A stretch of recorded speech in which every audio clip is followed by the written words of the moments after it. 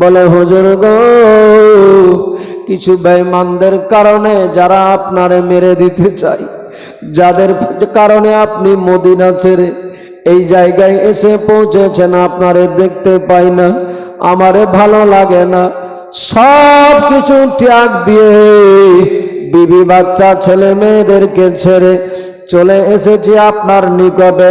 হুজুর, একটু আপনার পাশে আমারে থাকার সুযোগ দেন, আপনার কদমে আপনার খিদমত করার একটু সুযোগ দেন। যদি দিয়ে দেন তাহলে নিজের জীবন ধন্য হয়ে যাবে। আমার নবীর নওয়াসার অন্তরে মায়া হয়ে গেল, দয়া হয়ে গেল। এমন দয়া কেন হবে না বাবা? রহমাতাল লিল আলামিনের নাতি আছে, এমন কাকুতি মিনতি করে বলেছে, যার ফলে আমার নবীর নাতির দয়া হয়ে গেল। ঠিক আছে বাবা, তুমি কাছে থাকো। জোহর নামাজ সময় হয়ে যায়, পানি নিয়ে গিয়ে সবার আগে হাজির হয়ে যায়।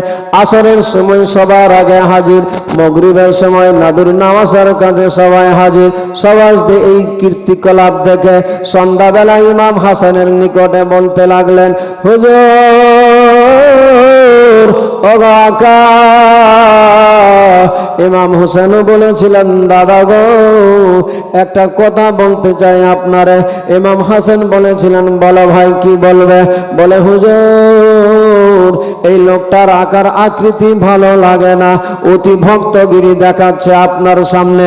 আমার মনে বড় সন্দেহ হচ্ছে, হয়তো মনে হয় এই লোকটাই আমাদের শত্রু হয়ে দাঁড়াবে। আমার নবীর নওয়াসা বলেছিলেন, না ভাই রে, না দেখে না জেনে কারো উপরে ইলজাম লাগানো যাবে না, যাবে না, যাবে না। এটা বড় অন্যায় হয়ে যাবে, কারণ সে তো অতি ভক্তগিরি দেখাচ্ছে। এই মুহূর্তে যখন আমাদের ক্ষতি করবে তখন তার উপরে অপরাধী বলে তারে মানা যাবে, এখন এই মুহূর্তে মানা যাবে না, যাবে না। ছেড়ে দাও তারে, তোমরা কেউ কিছু বলো না। তবে তোমাদের যদি এতই সন্দেহ মনে হয়, তাহলে তোমরা নিজের নজরে রাখবে, নিজের চোখে রাখবে, যেন সে কোনো আমাদের বড় ধরনের ক্ষতি না করে দেয়। এটা আমার হাসান বলে দিলেন। তোমার ক্লাস চলছে, বলে দেখো যেন কোনো রকমের ক্ষতি না করে। বুঝতে অসুবিধা হচ্ছে? কিন্তু বাবা এও কিন্তু সুযোগে ছিলেন, কখন পাওয়া যাবে, কখন মারা যায়, সময় কেটে যায়। দেখতে দেখতে দেখতে দেখতে দেখতে দেখতে দেখতে দেখতে একদিন সময় পেয়ে গেল। কারণ এই অপেক্ষায় ছিল, যেমনি হোক, যে করে হোক আমাকে মারতেই হবে। নবীর নওয়াসা ইমাম হাসান নামাজে দাঁড় হয়ে গেলেন। বেরাদার মুসলমান বাবাজি ভাইরা ও আমার মায়েরা, শুনে যান, রাত্রিবেলা আমার নবীর নওয়াসা এশার নামাজ আদায় করার জন্য দাঁড়িয়েছে। এই বেঈমান, এই গাদ্দার আমার নবীর নওয়াসাকে মারবেন বলে একটু দেরিতে ওযু করে, কারণ জামাতে যদি দান হয়ে যায় তাহলে মারা যাবে না। সেই জন্যই সে দেরি করে নিল। জামাত আরম্ভ হয়ে গিয়েছে, ওই দিকে নামাজ চলছে, ওযু করে দেরিতে ঘরের মধ্যে ঢুকে মসজিদের কোণে যেই জায়গায় ঝোলার ভিতরে বিষাক্ত তরবারি বললাম বর্ষা রেখেছিল বাবা, যেই বর্ষাখানা রেখেছিল সেই বর্ষাখানা ব্যাগ থেকে জুত করে বের করে নিল, সুযোগ পেয়ে বিষাক্ত বিষ মাখিয়ে দিল ওই বল্লমের মধ্যে। আর যেমনি ইমাম হাসান নামাজের অবস্থাতে আছে, রুকুতে যাবে, এই বেঈমান বুঝতে না পেরে ইমাম হাসানকে বল্লমটা এমন ভাবে মেরেছিল বাবা, বর্ষাটা যেন ইমাম হাসানের পিঠে লেগে যায়। কিন্তু বেরাদার, সেই বল্লমটা, সেই বর্ষাখানা ইমাম হাসানের পিঠে না লেগে সেই বল্লমখানা গিয়ে ডান পায়ের মধ্যে দ্রিম করে গেঁথে গেল। যেমনি পায়ে লেগেছে, সেই সময় ইমাম হাসান নামাজের অবস্থাতে আছে, ফিনকি মেরে যেন রক্ত বয়ে যেতে লাগলো, পা দিয়ে বয়ে যাচ্ছে। ইমাম হাসান নামাজের হালাতেই রয়ে আছে, ইমাম হোসেন রাদিয়াল্লাহু তাআলা আনহু নামাজে আছে। বাবারে নামাজ পড়া হয়ে গেল, ওই লোকটাকে ধরে নিল, ধরে নিয়ে ইমাম হাসান রাদিয়াল্লাহু তাআলা আনহুর পায়ের মধ্যে ওই বল্লমটা গেঁথে গিয়েছে। পা থেকে বল্লমটা যেমনি সরিয়েছে, আরো যেন ইমাম হাসানের পা দিয়ে যেন ফিনকি মেরে রক্ত বহে যেতে লাগলো। এমন বিষাক্ত বল্লম বর্ষা বেড়েছে ইমাম হাসানের পায়ের মধ্যে, যে পায়ের মধ্যে লাগার সাথে সাথে ফিনকি মেরে রক্ত বয়ে যাচ্ছে। ইমাম হাসান নামাজের পরে ছটফট করে যাচ্ছে, যেন আর বাবা সহ্য করতে পারে না, লেগেছে পায়ের মধ্যে। কিন্তু এমন বিষাক্ত বিষ যে ছিল মাখানো ওই বল্লমের মধ্যে, ওই বিষের জ্বালায় যেন কলেজা পর্যন্ত ফেটে যাচ্ছে। আমার নবীর নওয়াসা ইমাম হাসান বলেছিলেন, ভাই হুসেন রে, ও ভাই হুসেন, নিয়ে চল তাড়াতাড়ি করে আমার,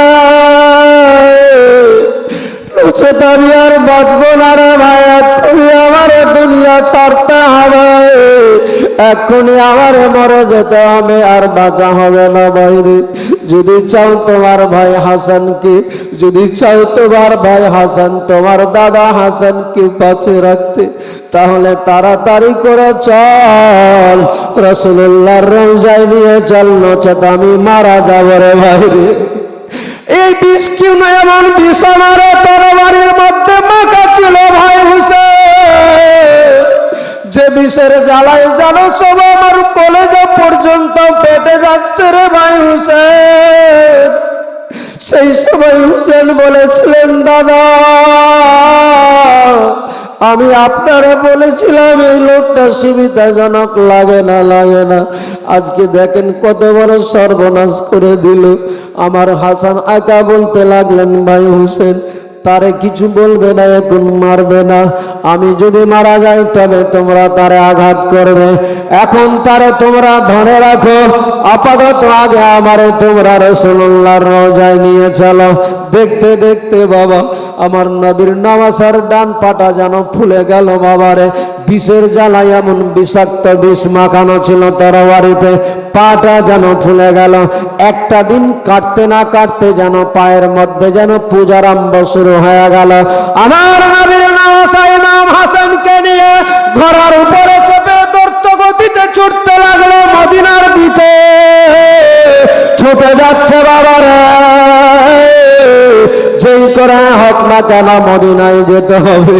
আমার দাদার কাছে, আমার রাসূলুল্লাহ, আমার নানুর কাছে, আমার নানুর রওজার পাশে, আমার নানুর কাছে নিয়ে যদি যাই তাহলে হয়তো আমার দাদারে আমি বাঁচিয়ে নিতে পারবো, নচেত হয়তো আমার দাদাকে আর বাঁচাতে পারবো না। এই মনের বাসনা নিয়ে আশা নিয়ে দৌড়াতে দৌড়াতে ঘোড়ার উপরে চেপে দ্রুত গতিতে পৌঁছে গেলেন মদিনাতে। মদিনায় যেমনি পৌঁছেছে, রাসূলুল্লাহর রওজায় গিয়ে বলে, নানা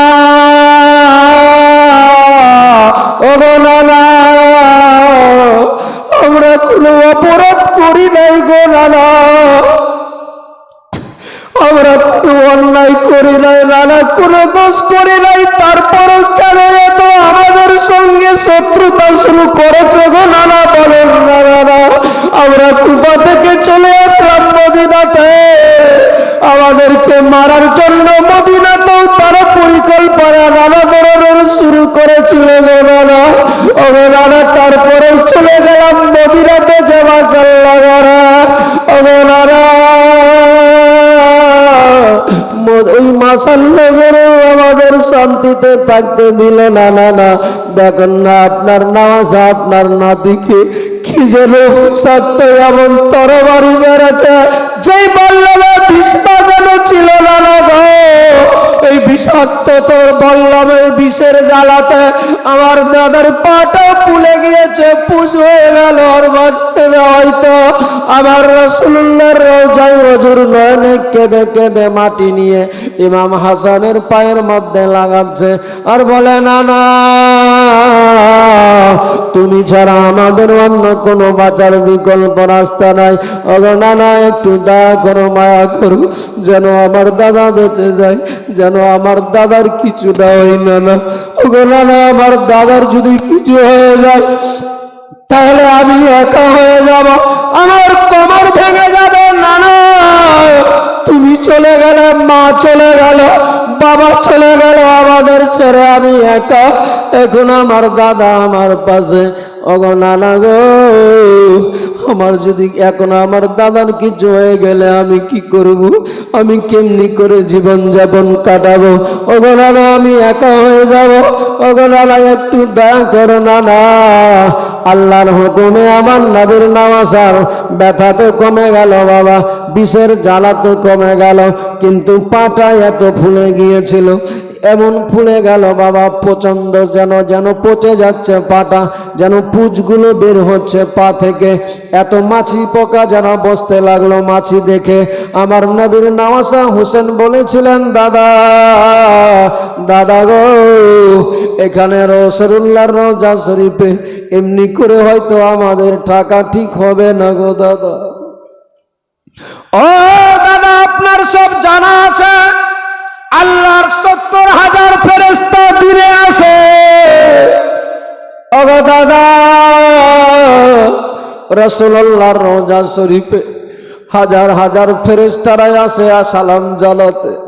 ওগো দাদা, এই নোংরা পুঁজ আপনার পা থেকে বয়ে যাচ্ছে, মাছি পোকা পড়ছে, এখানে এমনি থাকা ঠিক হবে না। তাই মন আমার চাই দাদা, আপনারে বাড়ি নিয়ে থাকতে চাই আমি। আমার নবীর নওয়াজা ইমাম হাসান বলেছিলেন, ভাইরে তোমার যা মনে হয় তাই করো, আমিও তো দেখতে পাচ্ছি আমার পা থেকে পুঁজ বয়ে যাচ্ছে, এই অবস্থাতে আমার রাসূলুল্লাহর রওজায় থাকা ঠিক হবে না, নিয়ে চলো আমার বাড়িতে। ইমাম হাসান সেই সময় সালাম জানিয়ে বলেছিলেন, নানা ওগো নানা, আপনার নাতি চলে যাচ্ছে আজকে আপনার রওজা থেকে। ওগো নানা, জানি না আমার আর নসিবে জুটবে কিনা, আপনার রওজায় আসতে পাবো কিনা আমি বলতে পারবো না, আমার জানা নাই। তবে নানা শেষ সালাম জানায়, নানা একটু তোমার নাতির ওপরে নজর রাখিও না তো। নানা গো, আজ আমি একা হয়ে গেলাম নানা, তোমার পাশে যতক্ষণ ছিলাম নানা, তোমার কাছে যতক্ষণ ছিলাম নানা, আমার মন বলছিল যে আমার কেউ কিছু করতে পাবে না। ওগো নানা, আজ আমি আপনার আবার চলে যাচ্ছি রোজা ছেড়ে বাড়িতে, আমারে আবার কেউ হয়তো মেরে দিবে, কেউ হয়তো আমার জীবনটা নিয়ে নিবে, আপনার রোজায় হয়তো আমার আশা হবে না নানা গো। তাই বড় কান্দান কাতর হয়ে আমার হুসেন আকার সঙ্গে চলে গেলেন বাবা বাড়িতে। বাড়িতে থাকতে লাগলেন, কয়েকটা দিন কেটেছে। ইমাম হাসান যত দিন যায় তত যেন অসুস্থ হয়ে যায়, আর যেন সুস্থ হওয়ার নাম নেই। যত দিন বা দিন পরিবর্তন কি হবে, আরো যেন অপরিবর্তন ঘটে, যেন আরো বেশি অসুস্থ হয়ে যেতে লাগলো, আরো যেন বেশি অসুস্থ হয়ে গেল। আর শুয়ে আছে শুধু, বসেও দাঁড়িয়ে থাকতে পারে না, সব সময় বসে থাকে।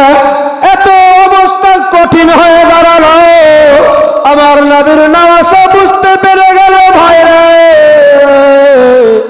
আর হয়তো আমার বাঁচা হবে না। তাই নবীর নওয়াজা সবাইকে বলে, তোমরা আমার প্রতি কেউ নারাজ হয়েও না। দেখতে পাচ্ছ আমি এত কয়েকদিন ধরে চলতে পারছিলাম, আজ কয়েকটা দিন হয়ে গেল আর চলতেও পারি না, বসা ছাড়া আর কোনো রাস্তা নাই। আমার নবীর নওয়াজার এই কথা শুনে তার বিবি ছিল বাবারে, কেমন তার জীবন সঙ্গিনী ছিল, কেমন তার স্ত্রী ছিল, সারা পৃথিবীর মানুষকে শিক্ষা দিয়ে দিয়ে চলে গেল। নবীর নওয়াজা ইমাম হাসানের স্ত্রী রাত্রিবেলায় ঘুমকে ত্যাগ করে, ঘুমকে হারাম করে বেরিয়ে গেলেন নিজের বাড়ি থেকে। মসজিদের এক আড়ালে এক কন্যাটে গিয়ে আল্লাহর দরবারে হাত তুলে উত্তোলন করেছে। রব্বুল আলামিন মাবুদ, ওগো আল্লাহ, এতদিন হয়ে গেল মাওলা, তোমার দরবারে কিচ্ছু নিজের জন্য চাই না, এত আমাদের অভাবে জীবন কেটেছে, তবুও তোমার কাছে চাইনি মাবুদ। ওগো আল্লাহ, আজ একটা শুধু জিনিস চাই তোমার কাছে মাওলা, অসম্ভব বলে কিচ্ছু নাই তোমার দরবারে, তুমি সব সম্ভব করতে পারো মাওলা, তোমার দরবারে কিছুর কমি নাই। আমার স্বামীটা বড় অসুস্থ, ওগো রব্বুল আলামিন, কে যেন আমার স্বামীরে আঘাত করেছে, বিষাক্ত তরবারি মারার কারণে অসুস্থ হয়ে পড়ে আছে। আজ আমার স্বামী আর উঠতেও পারে না, দাঁড়াতেও পারে না। মাওলা, দয়া করে মেহেরবানি করে আমার স্বামীকে একটু সুস্থ করে দাও মাওলা। এই অঝুর নয়নে স্বামীর জন্য কাঁদে, কিন্তু বাবারে জাহেদার জানা ছিল না যে আজকে আমার স্বামীর জীবনের শেষ রাতটা হয়ে যাবে, আমার স্বামী শেষ হয়ে যাবে, দুনিয়া থেকে বিদায় হয়ে চলে যাবে, আমাদেরকে ফাঁকি দিয়ে চলে যাবে আমার স্বামী চিরতরে। আমার স্বামীকে কে যেন আজকে রাতের আধারে, রাতের অন্ধকারে কে বিষ দিয়ে চলে যাবে জানা ছিল না, যার ফলে নিজের স্বামীকে ঘরে রেখে দরওয়াজাটার শিকলটাকে টেনে অঝুর নয়নে খোদার দরবারে কান্না করে স্বামীর ভালো চাই বলে। আর ওই দিকে বাবারে কে যেন বিষ দিয়ে চলে গেল। যেই কলসিটা রেখেছিল ওই ইমাম হাসানের ঘরের মধ্যে মা জাহেদা কাপড়টাকে লেপটিয়ে দিয়ে কাপড়টাকে ভালোভাবে বেঁধে দিয়েছিল। ওই বেঈমানেরা কে যেন কার চক্রান্তে এমন ভাবে দিয়ে দিয়ে চলে গেল বাবারে। আমার নবীর নওয়াসা ইমাম হাসান ঘুমাচ্ছে, একটু আরাম করতে আছে, হঠাৎ করে ফজরের নামাজের সময় হতে যাচ্ছে, সেই সময় কে যেন ঘরের ভিতরে ঢুকে গেল, আর ঢুকে গিয়ে বিষাক্ত বিষ নিয়ে ওই কাপড়টার উপরে কলসিটাতে সরাইয়ের উপরে বিষটাকে দিলেন বাবারে ঘুষে দেওয়ার পরে বিষটা মাখিয়ে দিয়ে যখন বেরিয়ে যাচ্ছেন ঘর থেকে, যেমনি ঘর থেকে বের হচ্ছে, দরওয়াজাটা সেই সময় যেমনি একটু খুলেছে, টাচ হয়ে যাওয়ার কারণে ইমাম হাসানের চোখ খুলে গেল। যেমনি চোখ খুলেছে বাবারে, সঙ্গে সঙ্গে ইমাম হাসান যেন দেখতে পাই কে যেন বেরিয়ে চলে গেল, কে যেন চলে গেল ঘর থেকে বেরিয়ে। ইমাম হাসান রাদিয়াল্লাহু তাআলা আনহু সেই সময় বসে গেল। যেমনি বসেছে মুয়াজ্জিন আজান দিয়ে দিল নামাজের, ফজরের আজান হয়ে গেল বাবারে। মা জাহেদা দৌড়ে চলে আসলেন ঘরের ভিতরে। ইমাম হাসান বলতে লাগলেন, বিবি রে, দে দে তাড়াতাড়ি করে পানি দিয়ে দে, আমারে একটু নামাজ আদায় করতে হবে। মুয়াজ্জিন আজান দিয়ে দিয়েছে, একটু উযু করা লাগবে। ইমাম হাসানকে সেই সময় জাহেদা ওই কলসির মধ্যে, যে কলসিতে পানি রাখা ছিল, যেই কাপড়টা লেপটানো ছিল, পেঁচানো ছিল, তেমনি ভাবেই কাপড়টা রাখা ছিল বাবারে। মা জাহেদা কাপড়টাকে সরিয়ে কলসি থেকে এক ঘুঁটি পানি দিয়ে দিলেন বর্তনের মধ্যে। আমার নবীর নওয়াসা উযু করলেন। উযু করার পরে উযুর শেষে যেই পানিটা বাঁচে, সেই পানিটাকে আমার নবীর নওয়াসা যেমনি পান করেছে, পান করার সাথে সাথে যেই দিক দিয়ে পানিটা যাচ্ছে বাবারে, সঙ্গে সঙ্গে মনে হয় কেটে নেমে যাচ্ছে নিচে দিকে। আমার নবীর নওয়াসা বর্তনটা ঘুঁটিটা হাত থেকে ছেড়ে মাটির মধ্যে নামাজ করে বসে গিয়েছে, আর বলে, বিবি রে, ও বিবি, বল বল বল, এই পানিতে কি এমন মাখা ছিল বিবি রে? বলে, ও স্বামী, কলসির মধ্যে পানি রাখা ছিল গো স্বামী, এই কলসি থেকে বর্তনে পানিটাকে দিলাম আপনারে আমি, কি এমন থাকবে ওই পানিতে? সেই সময় ইমাম হাসান বলে, না না বিবি রে, এই পানির মধ্যে হয়তো কোনো কেউ বিষাক্ত বিষ মাখিয়ে দিয়েছে, কারণ তুমি যখন পানিটা বের করলে সেই সময় কাপড়টা কি অবস্থায় কলসির মুখে বাঁধা ছিল। মা জাহেদা বলে, স্বামী গো, ওগো আমার মাথার তাজ, আমি যখন কলসি থেকে পানিটা নিলাম সেই সময় দেখলাম কাপড়টা লেপটানো আছে, কাপড়টা পেঁচানোই আছে, আমি শুধু পানিটা কাপড়টাকে খুলে কাপড়টা সরিয়ে আপনারে পানি দিয়েছি। সেই সময় বলে, বিবি রে, ওরে বিবি, হয়তো মনে হয় কেউ যেন বিষ দিয়ে চলে গিয়েছে, কারণ তুমি কি দরওয়াজা খুলেছিলে একটু আগে? আমার বিবি জাহেদা সেই সময় বলে, ইমাম হাসানের স্ত্রী বলে, না গো স্বামী না, আমি দরওয়াজা খুলি নাই, আমি আপনার জন্য কাকুতি মিনতি করেছি, মাওলার দরবারে কাঁদছিলাম মসজিদের কোণায়। ইমাম হাসান বলে, বিবি রে, কে তাহলে এসেছিল আমার ঘরে? কে তাহলে বিষ দিয়ে চলে গিয়েছে? ইমাম হাসান কথা বলতে বলতে যেন মুখ দিয়ে হঠাৎ করে ব্লিডিং রক্ত বেরিয়ে যাচ্ছে। ইমাম হাসানের মুখ দিয়ে আর রক্ত যেন বমি নাই, পানি নাই, রক্ত বেরিয়ে যায়। ইমাম হাসান বলে, বিবি রে, ওরে আমার জীবন সঙ্গিনী, আমার স্ত্রী, দেখো দেখো, কে যেন আমার বিছনা দিতে গেলে এমনি কেন হলো? দেখ দেখ, আমার মুখ দিয়ে রক্ত বেরিয়ে যায়, রক্ত যেন বেরিয়ে যাচ্ছে মুখ দিয়ে। ইমাম হাসান যেন চটপট করতে আরম্ভ করে দিল। তার নিজের সন্তান কলেজের টুকরা কাসিমকে বলে, বেটারে, যা যা তাড়াতাড়ি করে তোর চাচারে ডাক, তোর চাচারে একবার নিয়ে আই পাশে, তাড়াতাড়ি করে তোমার চাচাকে ডাকো। ইমাম হাসানের ছেলে কাসিম দৌড়াতে দৌড়াতে ছুটে যাচ্ছেন ওই দিকে, পাশেই বাড়ি ছিল বাবা, চলে গেলেন দৌড়াতে দৌড়াতে, বলে, চাচা গো, ওগো চাচা, তাড়াতাড়ি করে দরওয়াজা খুলেন। আমার নবীর নওয়াজা হোসেন আওয়াজটা শুনে বুঝতে পেরে গেল কাসিম আমার ভাতুষপুত্র এসে গিয়েছে। কি হয়েছে বেটা, হঠাৎ করে তুমি? বলে, ওগো চাচা, বলা যাবে না গো চাচা, তাড়াতাড়ি করে চলে, আমি আমার বাবাকে যে অবস্থাতে দেখে এসেছি গো চাচা, এখন আমার আব্বার অবস্থা কি আছে আমি জানি না, তবে চাচা আমি দেখে আসলাম আমার আব্বার মুখ দিয়ে রক্ত ব্লিডিং হচ্ছে গো চাচা, হয়তো আমার আব্বা আর বাঁচবে না, মারা যাবে। ওগো চাচা, তাড়াতাড়ি করে চলেন, আপনি তাড়াতাড়ি করে চলে, হয়তো আমার আব্বা বাঁচবে আর মারা যাবে চাচা গো। যেমনি এই কথা বলেছে বাবারে, বলার সাথে সাথে আমার নবীর নওয়াজা ইমাম হুসেন রাদিয়াল্লাহু তাআলা আনহু চট করে বেরিয়ে গেলেন। বাড়িতে গিয়ে যেন দেখছে মা জাইনাব ইমাম হাসানের বোন একটা বড় গামলা নিয়েছে। আমার নবীর নওয়াজা ইমাম হাসানের সামনে গামলা বর্তনটা রেখেছে। দেখতে পাওয়া যায় নবীর নওয়াজা ইমাম হাসানের মুখ দিয়ে রক্তের সাথে সাথে মাংস কেটে ভিতরের কলিজা ফেফড়া পর্যন্ত কেটে কেটে যেন বয়ে যাচ্ছে।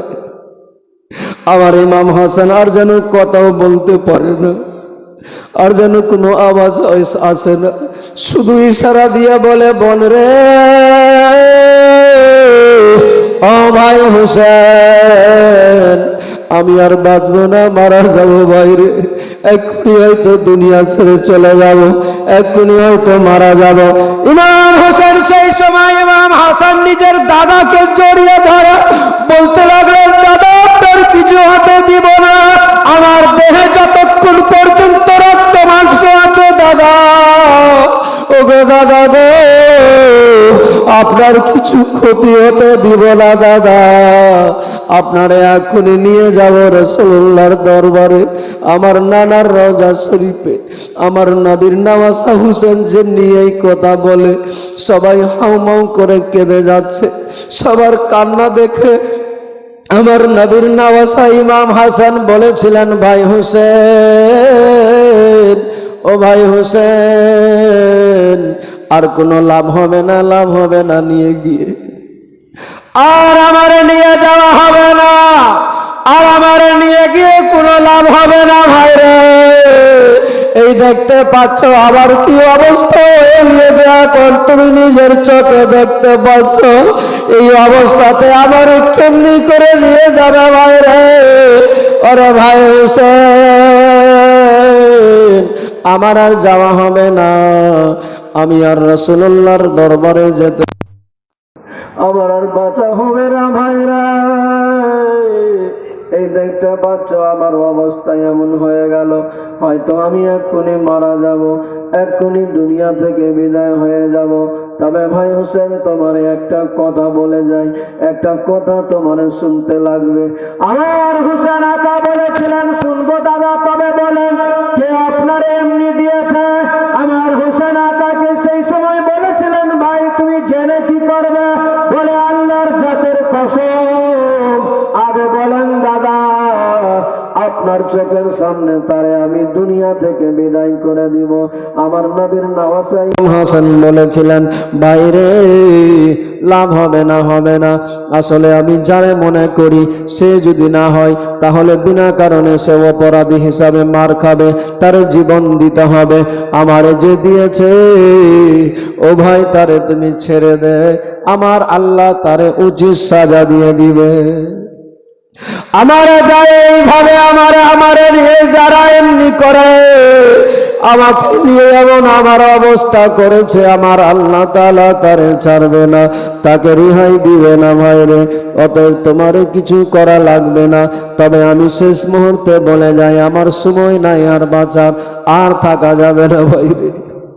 ইমাম হোসেন বলেন, না দাদা এমনি বলিয়েন না, আপনার যদি কিছু হয়ে যায় কেমনি থাকবো আমরা, কিভাবে চলবো? আবার হোসেন আকা বলে, ভাই একটা কথা বলে যাই, তোমারে রাখতে হবে। আমার হোসেন আকা বলেছিলেন, বলুন দাদা কি বলতে চান? আমার নবীর নওয়াসা সেই সময় বলেছিলেন, ইমাম হাসান, ও ভাই হোসেন, ভাই হোসেন রে, আমার মনের বড় আশা ছিল, মনের বাসনা ছিল।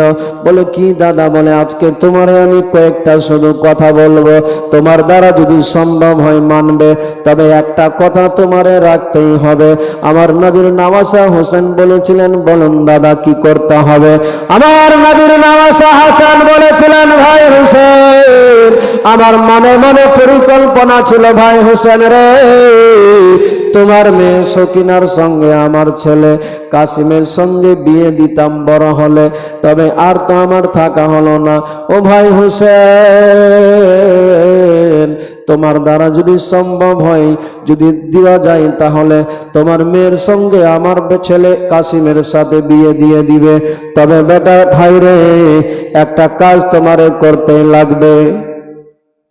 কারবালার ময়দানে যাবে, যে বিষয়ে আমার রাসূলুল্লাহর মুখ থেকে আমি শুনেছি, আমার জানা আছে, আমার মনে বড় আশা ছিল, বাসনা ছিল ভাইরা, যে সবার আগে কারবালার ময়দানে গিয়ে তোমার আগে আমি নিজের জীবনটা যেন দিতে পারি।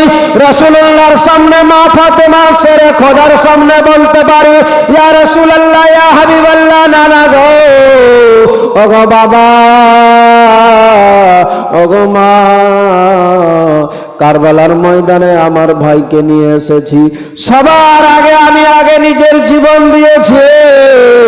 ও ভাই হোসেন, সেটা তো আমার আর দেওয়া হলো না, আমার থাকা হলো না পৃথিবীতে। তবে তোমারে বলে যাই ভাইরে, এই কথাটা রাখতে হবে। আমার কলেজার টুকরা সন্তান কাসিমকে রেখে গেলাম তোমার পাশে। এই বাচ্চাটাকে, এই সন্তানটাকে আমার আগে, তোমার নিজের আগে, সবার আগে কারবালার ময়দানে দান করে দিবে। তুমি যদি আমার সন্তানকে কারবালার ময়দানে সবার আগে যদি কারবালায় যাওয়ার পারমিশন দিয়ে দাও ভাই, আর আমার এই সন্তানটা যদি কারবালায় শহীদ হয়ে যায়, তাহলে আমি নবী মুস্তাফার সামনে বলতে পারবো, যেই দিনে আমার নানা নবী মুস্তাফা আমার মা জিজ্ঞেস করবে, বেটা হাসান যখন আমার হুসেন কারবালায় বিপদে পড়েছিল, মুসিবতে পড়েছিল, সেই দিনে তুমি কি দিয়ে সাহায্য করেছিলে?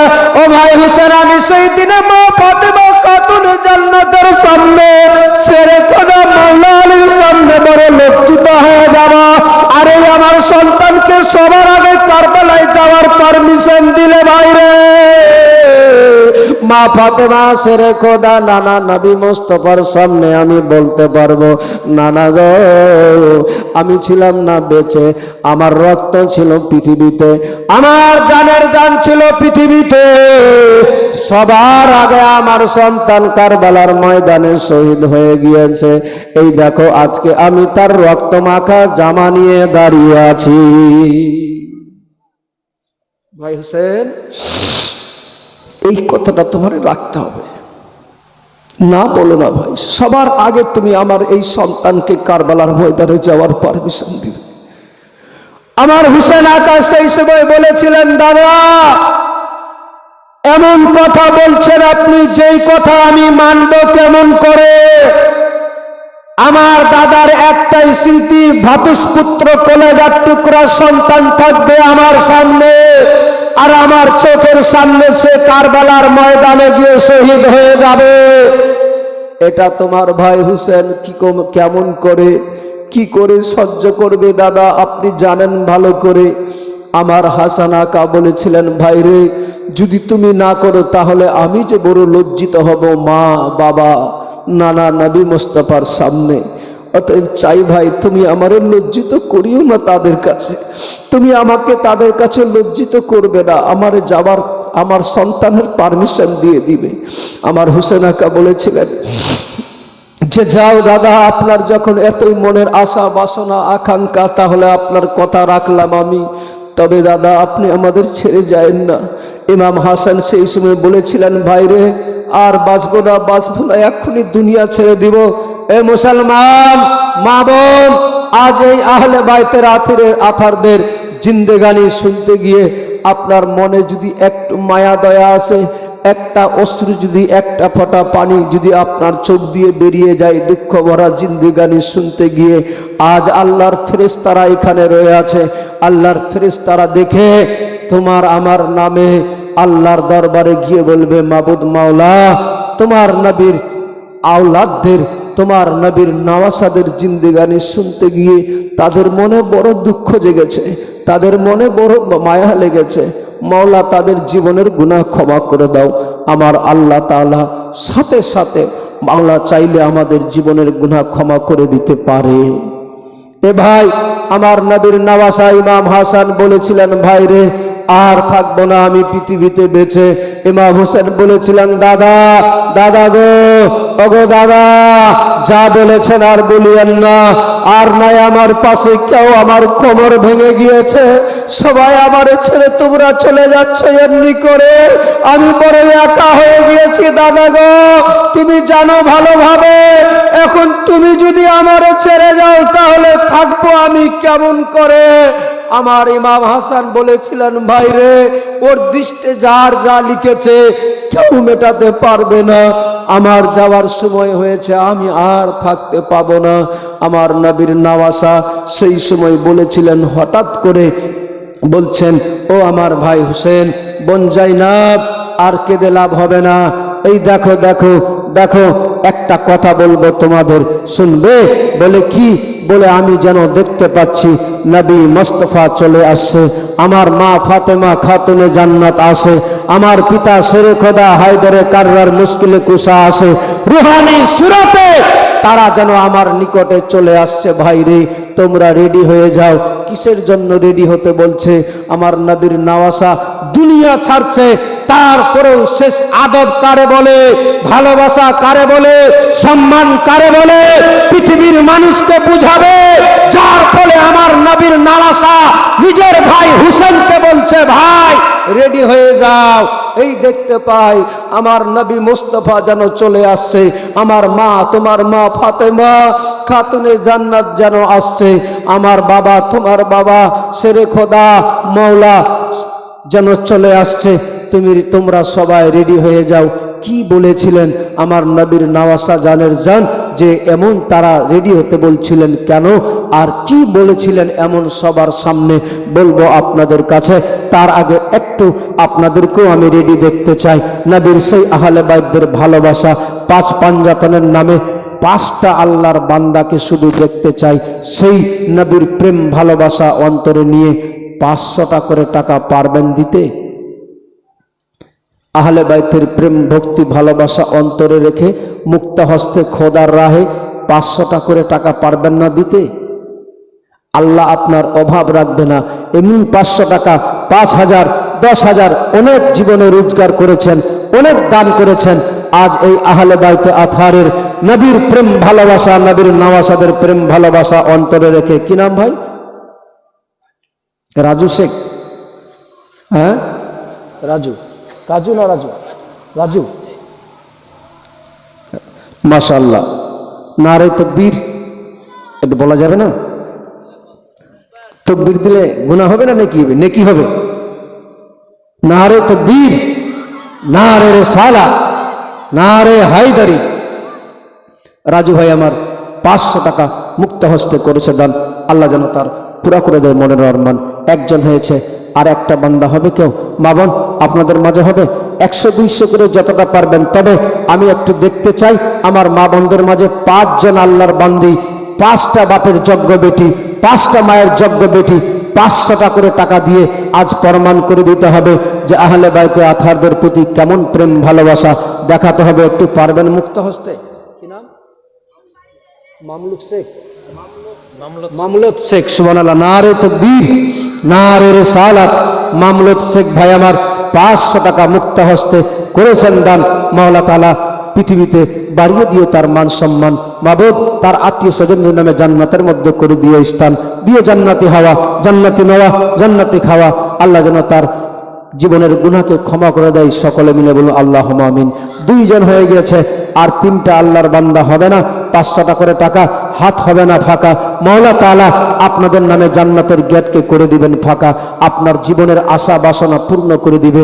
কত আপনার বিপদ আছে দেখেন একবার। আহলে বাইতের প্রেম ভালোবাসা অন্তরে রেখে মুক্ত হস্তে দান করে আল্লাহ তাআলা আপনার সব মনস্কামনা পূর্ণ করে দিবে। দেখতে চাই এতগুলো বাবা ভাইদের মাঝে জীবনে অনেক দান করেছেন, আহলে বাইতের ভালোবাসা একবার দান করে দেখেন কি পাওয়া যায়। কি নাম ভাই? জরিফ শেখ। সুবহানাল্লাহ, নারে তাকবীর, নারে রিসালাত। জরিফ শেখ ভাই আমার, তিনি 500 টাকা দান করেছে। মাওলা তার দানকে কবুল করে নিও, মাওলা তার মনস্কামনাকে পূর্ণ করে দিও, তার মনের আশা বাসনাকে তুমি পূর্ণ করে দিও। আমিন, জাযাকাল্লাহু ফিদ দারাইন। সুবহানাল্লাহ। 100 টাকা একটা ছোট্ট বালিকা মেয়ে দিয়েছে 100 টাকা দান। মাওলা পুরা করে দিও তার মনের আরমান। মাবুদ মাওলা তাকে তুমি শিক্ষায় সুশিক্ষিত বানিয়ে, মাওলা তাকে তুমি হায়াত দারাজ করিও, মাওলা তাকে তুমি বেন্দার বানিয়ে দিও, দীর্ঘজীবী করে তুমি বাঁচাও। আমিন, জাযাকাল্লাহু ফিদ দারাইন। 3 জন আল্লাহর বান্দা, 3 জন হয়ে গেছে না? 3 জন হয়ে গেছে, আর 2 জন ব্যক্তি দেখতে চাই। আমি চেয়েছিলাম মা বোনদের কাছে 5টা আল্লাহর বান্দিকে, এখন নাই কাল দিবেন, কাল হবে না পরশু দিবেন, কোনোদিন দিয়ে দিবেন। 500 করে টাকা চেয়েছি, বেশি চাইনি আপনাদের কাছে। আল্লাহ যেন প্রত্যেকের মনের আশা বাসনা পূর্ণ করে। একটু খালি শুধু দেখতে চেয়েছি, জাস্ট ভালোবাসা, প্রেম ভালোবাসা। আহলে বাইতে আতহারদের যে জিন্দেগানি জীবন কাহিনী আয়োজন করা হয়েছে, আজকে তার 3য় রাত্রি আছে। এই 3য় রাত্রিতে একটু জাস্ট শুধু ভালোবাসা দেখতে চেয়েছি আপনাদের কাছে, বেশি কিছু চাইনি আপনাদের কাছে। তারা তো দিনের রাহে ইসলামের খাতিরে নিজের আল আওলাদ সবকিছু বিলিয়ে দিয়েছে। আজ আমরা তারপরে ইসলামকে পেয়েছি। সেই তাদের জিন্দেগানি, তাদের কথা শুনতে গিয়ে যদি 500 টাকা আমরা দান করে দিই, খুব বিশাল কিছু হবে না বাবা, ক্ষতি হবে না, লাভ হবে। লস হবে না, লাভ হবে। আল্লাহ আপনার আমার মনের আশা বাসনা পূর্ণ করে দিবে। একটু দেখেন তো ভাই, কেউ যদি পারে আমার মা বোনদের মাঝে 5টা আল্লাহর বান্দিকে চেয়েছি। আমার যেই 5 পাঞ্জাতনের ব্যাপারে আমার নবী কামলিওয়ালা মদিনাওয়ালা নবী বলেন, বলে 5 পাঞ্জাতনের নামে দিলে কি হবে, 5 পাঞ্জাতনের মান মর্যাদা কি আমার নবী নিজে বুঝাচ্ছেন। বলছেন, হাসান কাছে এসো, হোসেন কাছে এসো, ফাতেমা কাছে এসো, আলী নিকটে এসো। চারজনাকে ডেকে আমার নবীজির সঙ্গে দাঁড়িয়ে চাদরের মধ্যে ভরে দোয়া করছেন। কি? আল্লাহুম্মা হাউলায়ে আহলে বাইতি আল হাদিস। নবী বলছেন আল্লাহুম্মা হাউলায়ে আহলে বাইতি, ও আমার উম্মতিরা শুনো, হাসান আহলে বাইত, হুসেন আহলে বাইত, ফাতেমা আহলে বাইত, আলী আহলে বাইত। এই আহলে বাইতদের যারা দামন ধরে থাকবে তারা দুনিয়াতেও কামিয়াবি হয়ে যাবে, আখেরাতেও কামিয়াবি হয়ে যাবে। আজ সেই আহলে বাইতদের নামে 5 পাঞ্জাতনের নামে আপনাদের কাছে চেয়েছি ভাই। 5টা আল্লাহর বান্দাকে দেখতে চেয়েছিলাম, 3 জন হয়ে গিয়েছে, আর 2টা ব্যক্তি হবে না? 2 জন আল্লাহর বান্দা হবে না? নিশ্চয়ই হবে, ইনশাআল্লাহ হবে হবে।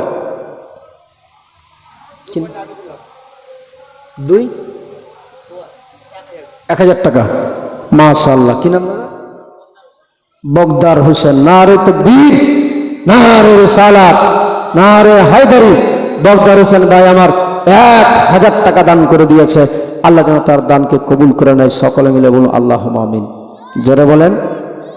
এই দেখেন 4 জন হয়ে গেল, দাদা নিজেই 1000 দিয়েছে।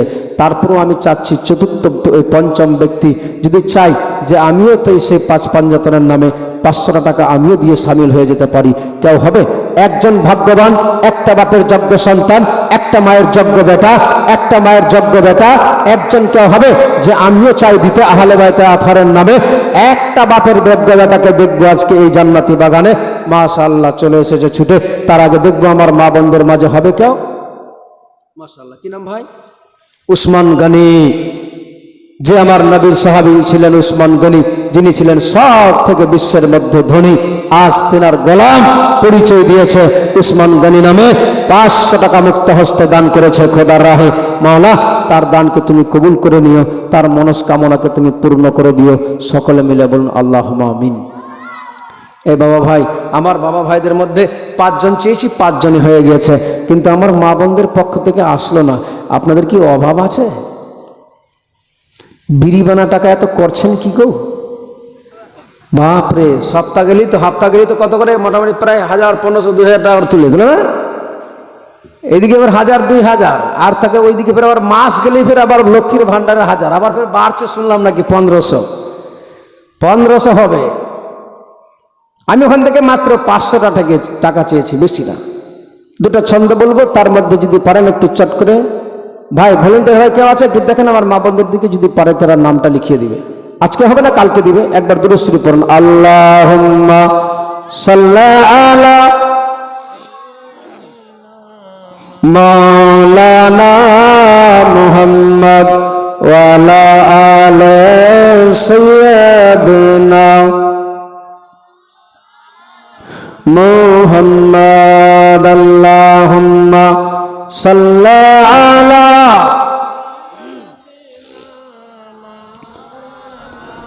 মুহাম্মদ ওয়া আলা আলি সাইয়্যিদিনা। চিন্তা করে দেখো না কবরে কি যাইব না, চিন্তা করে দেখো না কবরে কি যাইব না।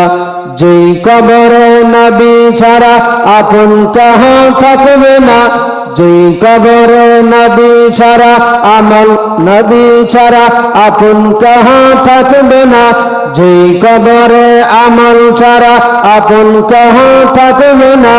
চিন্তা করে দেখো না কবরে কি যাইব না। একবার সুবহানাল্লাহ। 2 জন আমার মা বোনদের পক্ষ থেকে 2টা বাপের যোগ্য বেটি, মায়ের যোগ্য বেটি ছিল বসে 500 করে 1000 টাকা দান পাঠিয়েছে। আর মাত্র কয়টা লাগবে? 3টা লাগবে, ইনশাআল্লাহ পূর্ণ হবে। ছন্দটা বলতে বলতে কবরের কথা মনে করে, কবরকে স্মরণ করে যদি পারেন মুক্ত হস্তে পাঠাবেন 500 টাকা করে টাকা একটু খোদার রাহে। আল্লাহ তাআলা আপনার মনস্কামনা পূর্ণ করে দিবে। কবি বলছেন চিন্তা করে দেখো না কবরে কি যাইবা না। যেই কবরে নবী ছাড়া আপন কেহ থাকবে না, যেই কবরে আমল ছাড়া আপন কেহ থাকবে না। চিন্তা করে দেখো না কবরে কি যাইবা না, চিন্তা করে দেখো না কবরে কি যাইবা না। এ দুনিয়া ছাড়িয়া যাবে কোথায় ভাগিয়া, এ দুনিয়া ছাড়িয়া যাবে কোথায় ভাগিয়া, এ দুনিয়া ছাড়িয়া যাবে কোথায় ভাগিয়া। মরণ তোমায় লইবে ঘিরে, মরণ তোমায় লইবে ঘিরে, যতই করো বাহানা। মরণ তোমায় লইবে ঘিরে, যতই করো বাহানা। চিন্তা করে দেখো না কবরে কি যাইবা না। যেই কবরে নবী ছাড়া আপন কেহ থাকবে না, যেই কবরে আমল ছাড়া আপন কেহ থাকবে না। চিন্তা করে দেখো না কবরে কি যাইবা না, চিন্তা করে দেখো না কবরে কি যাইবা না। এ দুনিয়ায় সবই পর, কবর যে তোর আসল ঘর। এ দুনিয়ায় সবই পর, কবর যে তোর আসল ঘর। কেমনি সেটাই থাকবে শুয়ে, কেমনি সেটাই থাকবে শুয়ে, কেমনি সেটাই থাকবে শুয়ে, শুধুই মাটির বিছানা। কেমনে সেটাই থাকবে শুয়ে, শুধুই মাটির বিছানা। চিন্তা করে দেখো না কবরে কি যাইবা না। যেই কবরে নবী ছাড়া আপন কেহ থাকবে না, যেই কবরে নবী ছাড়া আপন কেহ থাকবে না। চিন্তা করে দেখো না কবরে কি যাইবা না, চিন্তা করে দেখো না কবরে কি যাইবা না। যেই কবরে নবী ছাড়া আপন কেহ থাকবে না, যেই কবরে আমল ছাড়া আপন কেহ থাকবে না। চিন্তা করে দেখো না কবরে কি যাইবা না। আর তিনটা হবে না? হ্যাঁ, ইয়া আল্লাহ। আচ্ছা আজকে হবে না, পরে দিবেন, কি আছে, কিন্তু আচ্ছা নামটা তো লিখিয়ে দেন।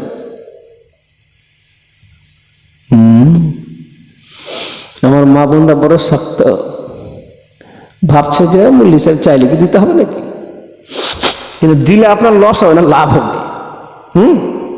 হয়তো ভাবছেন যে এখন দিয়ে দিব, টাকাটা হয়তো অন্য কাজে লাগবে, কিন্তু বাস্তব কি জানেন, টাকা হচ্ছে হাতের মন। টাকা আসবে চলে যাবে, আসবে চলে যাবে। কিন্তু আপনি এখানে একটা এমন সেভিংস করছেন, এমন অ্যাকাউন্টে টাকাটা দিচ্ছেন, আপনি চলে গেলেও আপনার ওই অ্যাকাউন্টে টাকাটার বদলা আপনি পেতেই থাকবেন। পৃথিবীতে মানুষ অনেক অ্যাকাউন্ট বানাচ্ছে না? কেউ SBI করছে, কেউ এক্সিস ব্যাংক করছে, কেউ এলাহাবাদ ব্যাংকে করছে, কেউ ICICI ব্যাংকে করছে। কত রকমের অ্যাকাউন্ট এখন বেরিয়েছে। কিন্তু বলেন তো এই অ্যাকাউন্টটা কতক্ষণ বেঁচে আছেন? যতক্ষণ। চলে গেলেন, দুনিয়া ছাড়লেন, আপনার অ্যাকাউন্ট ক্লোজ হয়ে গেল, আপনার অ্যাকাউন্ট আর চলবে না। কিন্তু আমার মাওলা এমন একটা বান্দাদের জন্য এই দানের রাস্তা রেখেছে, যতদিন পৃথিবীতে মানুষ বেঁচে থাকবে, দান করেছে, আমল নামায় তার নেকি দিতেই থাকবে। চলে যাওয়ার পরেও তার আমল নামায় নেকি লিখতেই থাকবে। অতএব আমাদেরকে সেই অ্যাকাউন্টে টাকা লাগাতে হবে, যেই অ্যাকাউন্টে লাগাতে গেলে কিয়ামতের সকাল পর্যন্ত আমার আপনার জন্য সাদগায়ে জারিয়া হয়ে যাবে। কে জানে যে ওই দানের বাদৌলতে আমার আল্লাহর যদি দয়া হয়ে যায়, মওলার যদি মায়া হয়ে যায়, তাহলে ওই দানের ওসিলাতে আমার আল্লাহ তাআলা আমাকে আপনাকে জান্নাত দিয়ে দিতে পারে। অতএব যখন আল্লাহ সুযোগ দিয়েছে, যখন আল্লাহ আমাদেরকে ধন দিয়েছে, তখন আমাদেরকে কিছু খোদার রাহে মুক্ত হস্তে দান করা লাগবে। আল্লাহ যেন সবাইকে তৌফিক দান করে। সকলে মিলে বলুন আল্লাহুম্মা আমিন। বলছিলাম আমার নবীর নওয়াসা, জানের জান, কলেজার টুকরা সন্তান, সেই সময় বলেছিলেন, ভাই হোসেন তোমরা রেডি হয়ে যাও, কেন? এই জন্যই বলেছিলেন আমার নবীর নামাসা ইমাম হোসেন দাঁড়িয়ে আছে, মা জাইনাব আছে, কাসিম আছে, সবাই সপরিবার মিলে হোসেন আকা লম্বা হয়ে পড়ে আছে, ইমাম হাসান আর যেন কথাও বলতে পারে না। সবাই দেখছেন ইমাম হাসানের দিকে, যেন মুখ দিয়ে রক্ত বয়ে বয়ে ব্লিডিং হয়ে যাওয়ার কারণে শরীরটা পুরো ক্লান্ত হয়ে পড়েছে, চোখগুলো আস্তে আস্তে বন্ধ হচ্ছে। ইমাম হাসান বলেছিলেন, ভাই রে, আমার নবী মুস্তফা সবাই চলে এসেছে আমাকে রিসিভ করতে, তাই তোমরা সবাই মিলে দেখেন। এরা দেখতে পাচ্ছে না, কিন্তু আমার নবীর নওয়াসা ইমাম হাসান দেখতে পেয়ে গেল, যার ফলে বলছেন, ভাই আর দেরি করো না, তাড়াতাড়ি করে আমার নবী মুস্তফাকে সালাম জানিয়ে দে। বলুন সুবহানাল্লাহ, মাশাআল্লাহ। কি নাম গো? আতাউর রহমান সাহেব। নারে তাকবীর, নারে রিসালাত, নারে হায়দারি। আতাউর রহমান সাহেব 1000 টাকা দান করেছে। মাওলা তার দানকে তুমি কবুল করে নিও, তার মনের আশা বাসনাকে তুমি পূর্ণ করে দিও। মাওলা তার আত্মীয় স্বজনকে কবরের আযাব থেকে রিহাই করে দিও, দিও জান্নাতি হাওয়া, জান্নাতি মেওয়া, জান্নাতি খাওয়া। মাওলা তার জানা অজানা, সাগিরা কাবিরা, গোপনে প্রকাশ্যে যাহা গুনাহ হয়েছে মাওলা তুমি সবই জানো। মাওলা তার জীবনের সমস্ত গুনাহ খাতাকে ক্ষমা করে দিও। মাওলা তার পেরেশানিকে তুমি দূরে সরিয়ে দিও, তার বাড়িতে তোমার রহমত বর্ষিত করিও। সকলে বলুন আল্লাহুম্মা আমিন। বাবাজি ভাই, লেডিসের মধ্যে আমার মা বোনদের মধ্যে আয়েশা খাতুন নামে এক আল্লাহর বান্দি ছিল এই জান্নাতি বাগানে। 500 টাকা তিনিও লিখিয়ে দিয়েছে। আল্লাহ মাওলা খুলেছে 500 টাকা নামে খাতা। মাওলা তাআলা তার জান্নাতের মধ্যে করে দিও, তার আত্মীয় স্বজনের জান্নাতের মধ্যে গেট করে দিও ফাঁকা। মাওলা তার জীবনের গুনাহ খাতাকে ক্ষমা করে দিও। মাওলা দিও জান্নাতি হাওয়া, জান্নাতি মেওয়া, জান্নাতি খাওয়া। মাওলা তাকে তুমি দীর্ঘজীবী করে বাঁচিয়ে রাখিও, পাঁচগানা নামাজ আদায় করার তৌফিক দিও। সকলে বলুন আল্লাহুম্মা আমিন। যাক, 3 জন অলরেডি হয়ে গেল মনে হয় আমার মা বোনদের মধ্যেও 3 জন হয়ে গিয়েছে, তবে আর মাত্র 2 জন আল্লাহর বান্দি লাগবে। যদি পারেন বলতে বলতে, যদি পারেন পাঠাতে, খুব ভালো হবে। আল্লাহ আপনার মনস্কামনা পূর্ণ করবে। বলছিলাম আমার নবীর নামাসার যেমনি বলেছে, সঙ্গে সঙ্গে সালাম দিচ্ছে, আর দিতে দিতে ইন দি মিন টাইমে নবীর নওয়াসা ইমাম হাসান চিরতরে চোখ বন্ধ করে দিলেন। সকলে পড়ুন ইন্না লিল্লাহি ওয়া ইন্না ইলাইহি রাজিউন। নবীর নওয়াসা ইমাম হাসান রাদিয়াল্লাহু তাআলা আনহু যেমনি চিরতরে চোখ বন্ধ করে দিয়েছে, দুনিয়া ছেড়ে দিয়েছে, সবাই হাউমাউ করে কেঁদে যাচ্ছে। মনে হচ্ছে আসমান ভেঙে মাথায়, ইমাম হোসেনের মাথায় যেন আসমান পড়ে গেল, যেন ইমাম হোসেনের পা থেকে মাটি সরে যেতে লাগলো। বলছে, ভাই রে, দাদা, তোমারে নিয়ে আমার ছিল স্বপ্ন, আজ আমি একা হয়ে গেলাম, আর আমার পার্শ্বে কেউ থাকলো না, আমি বড় একা, আমি কেমন করে জীবন কাটাবো গো না দাদা। এই বলতে বলতেই সেই সময় মদিনার লোক সবাই জানতে পেয়ে গেল নবীর নওয়াসা আর নাই পৃথিবীতে, দুনিয়া থেকে বিদায় নিয়েছে। সবাই জেনে এসে পৌঁছাচ্ছেন আমার নবীর নওয়াসার বাড়িতে। সব এসে দেখছে আর নাই নবীর নওয়াসা, আর নাই নবীর নওয়াসা। কলেজার টুকরা দুনিয়া ছেড়ে দিল, যার ফলে সবাই মদিনার সব বাচ্চা থেকে নিয়ে বুড়ো থেকে নিয়ে সব যেন সগে সগারণ্য হয়ে গেল, আর যেন কেউ কথাও বলতে পারে না। মনে হচ্ছে মদিনায়, মনে হচ্ছে মদিনাতে কোহরাম মেচে গেল, এমন পরিস্থিতি দাঁড়িয়ে গেল।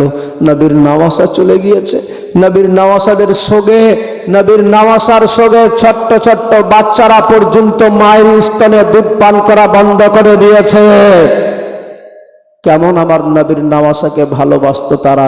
কিন্তু কিছু বিদ্রোহী, কিছু বেঈমান ছিল, যারা অর্থের লোভে, টাকার কারণে, খেলাফত পাওয়ার জন্য, সমস্ত নিজে আত্মসাৎ করার জন্য নবীর নওয়াসার প্রেম ভালোবাসা ভুলে গেল, যার ফলে আমার নবীর নওয়াসার সঙ্গে এই ব্যবহার তারা করতে পেরেছিল। আমার নবীর নওয়াসাকে চিরতরে দুনিয়া থেকে বিদায় করে দিল। এবারে আমার নবীর নওয়াসা ইমাম হাসান বলেই দিয়েছিলেন, ভাই হোসেন, যদি পারো আমার রাসূলুল্লাহর রওজার পার্শ্বে আমার দাফন দেওয়ার ব্যবস্থা করবে। আর যদি কেউ বাধা দেয়, কোনো সমস্যা ক্রিয়েট হয়, কোনো সমস্যা দাঁড়ায়, তাহলে ঝামেলায় যাবে না। আমার নবীর নওয়াসা সেই সময় মদিনার যত মান্যগণ্য আছে সবাইকে ডাকতে লাগলেন, ও মদিনার লোকেরা, তোমরা সবাই জানো আমার দাদা নাই দুনিয়া থেকে বিদায় নিয়ে চলে গেল।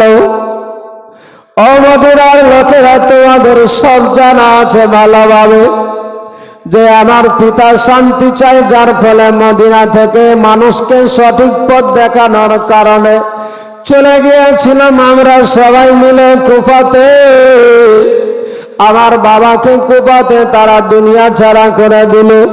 আমরা শান্তিতে বসবাস করব বলে মদিনায় চলে আসলাম। দেখো দেখো, আমার দাদা আর থাকা হলো না।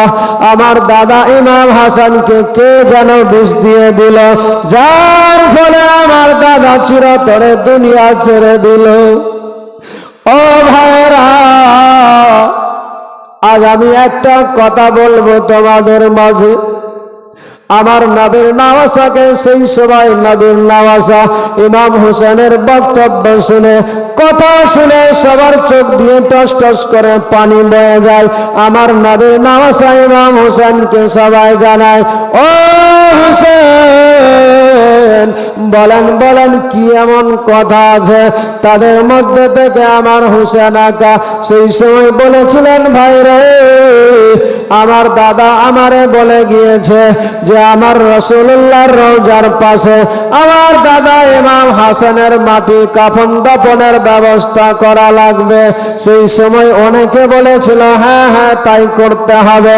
যেমনি আমার হোসেন আকা বলেছে, সবাই এক বাক্যে মানতে রাজি হয়ে গেল। কিন্তু তাদের মধ্যে থেকে কিছু বিদ্রোহী লোক ছিল বাবা, তারা চায়নি কখনো রাসূলুল্লাহর রওজার পাশে। তারা বলে না না, এটা হতে পারে না। নানা রকমের মতামত শুরু হয়ে গেল। আমার নবীর নওয়াসা ইমাম হোসেন পুরো ক্ষান্ত হয়ে গেলেন, চুপ হয়ে গেলেন, কোনো কথা না বলে মাথাটাকে ঠান্ডা করে সব দিকে তাকায় ভাবতে লাগলেন। আমার নবীর নওয়াসা তার যত আশিক প্রেমিক ছিল তারা সেই সময় বলেছিলেন, হুজুর, ওগো হুজুর, মাত্র কয়েকটা লোক বাধা দেয়, যারা নিষেধ করতে চায় তাদের কথা দেখি আমরা মেনে নিব। না না, মানা যাবে না। আমার হোসেন আকা বলেছিলেন, আমিও তা জানি। আমি যদি মনে করি যে আমার নানা রাসূলুল্লাহর রওজার পাশে আমার দাদা হাসানের দাফন করার ব্যবস্থা করব, মদিনার মানুষ তো দূরে থাক, পৃথিবীর কোনো মানুষ রুখে দাঁড়াতে পারবে না। ও মদিনার লোকেরা, ও আমার চাহনাওয়ালা, ও আমার নানার আশিক প্রেমিক সাহাবীরা, শুনো, তবে আমি চাই না আমার রাসূলুল্লাহর রওজার পাশে। এখন আমি যদি বলি না এখানে হবে, অনেকে বলবে না হবে না। এই কথা বলতে গিয়ে তর্ক বিতর্ক হবে, আর এই তর্ক বিতর্ক হতে হতে ব্যাপারটা বড় হয়ে দাঁড়াবে। কেউ যদি নিষেধ করে হয়তো আমার সঙ্গে অনেক ঝামেলা হবে। হতে হতে সেই সময় আমার চাহনেওয়ালা যারা আছে, আমার নবীর পাক্কা সাচ্চা আশিক যারা আছে, তরবারি বের করবে, মারামারি কাটাকাটি হানাহানি হবে সোনার মদিনাতে। আমার রাসূলুল্লাহর রওজার পাশে রক্তপাত হবে। আমি এটা আমার নবীর নওয়াসা হোসেন আমি কখনো হতে দিব না। ও আমার মাননেওয়ালারা, যখন তারা বাধা দিয়েছে আমি দিব না, আমার রাসূলুল্লাহর রওজার পাশে নিয়ে যাব না। চলে গেলেন নবীর রওজা শরীফে।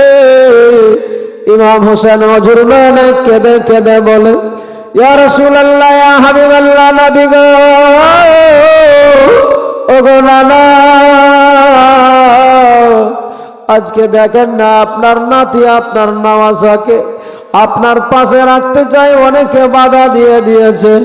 ও নানা, তাই আমি আপনার কাছে আর লাগলাম না। নানা গো, যদি আমার কোনো ত্রুটি হয়ে যায় ক্ষমা করে দিবে নানা। বলে দিয়ে সালাম জানিয়ে চলে আসলেন বাড়িতে।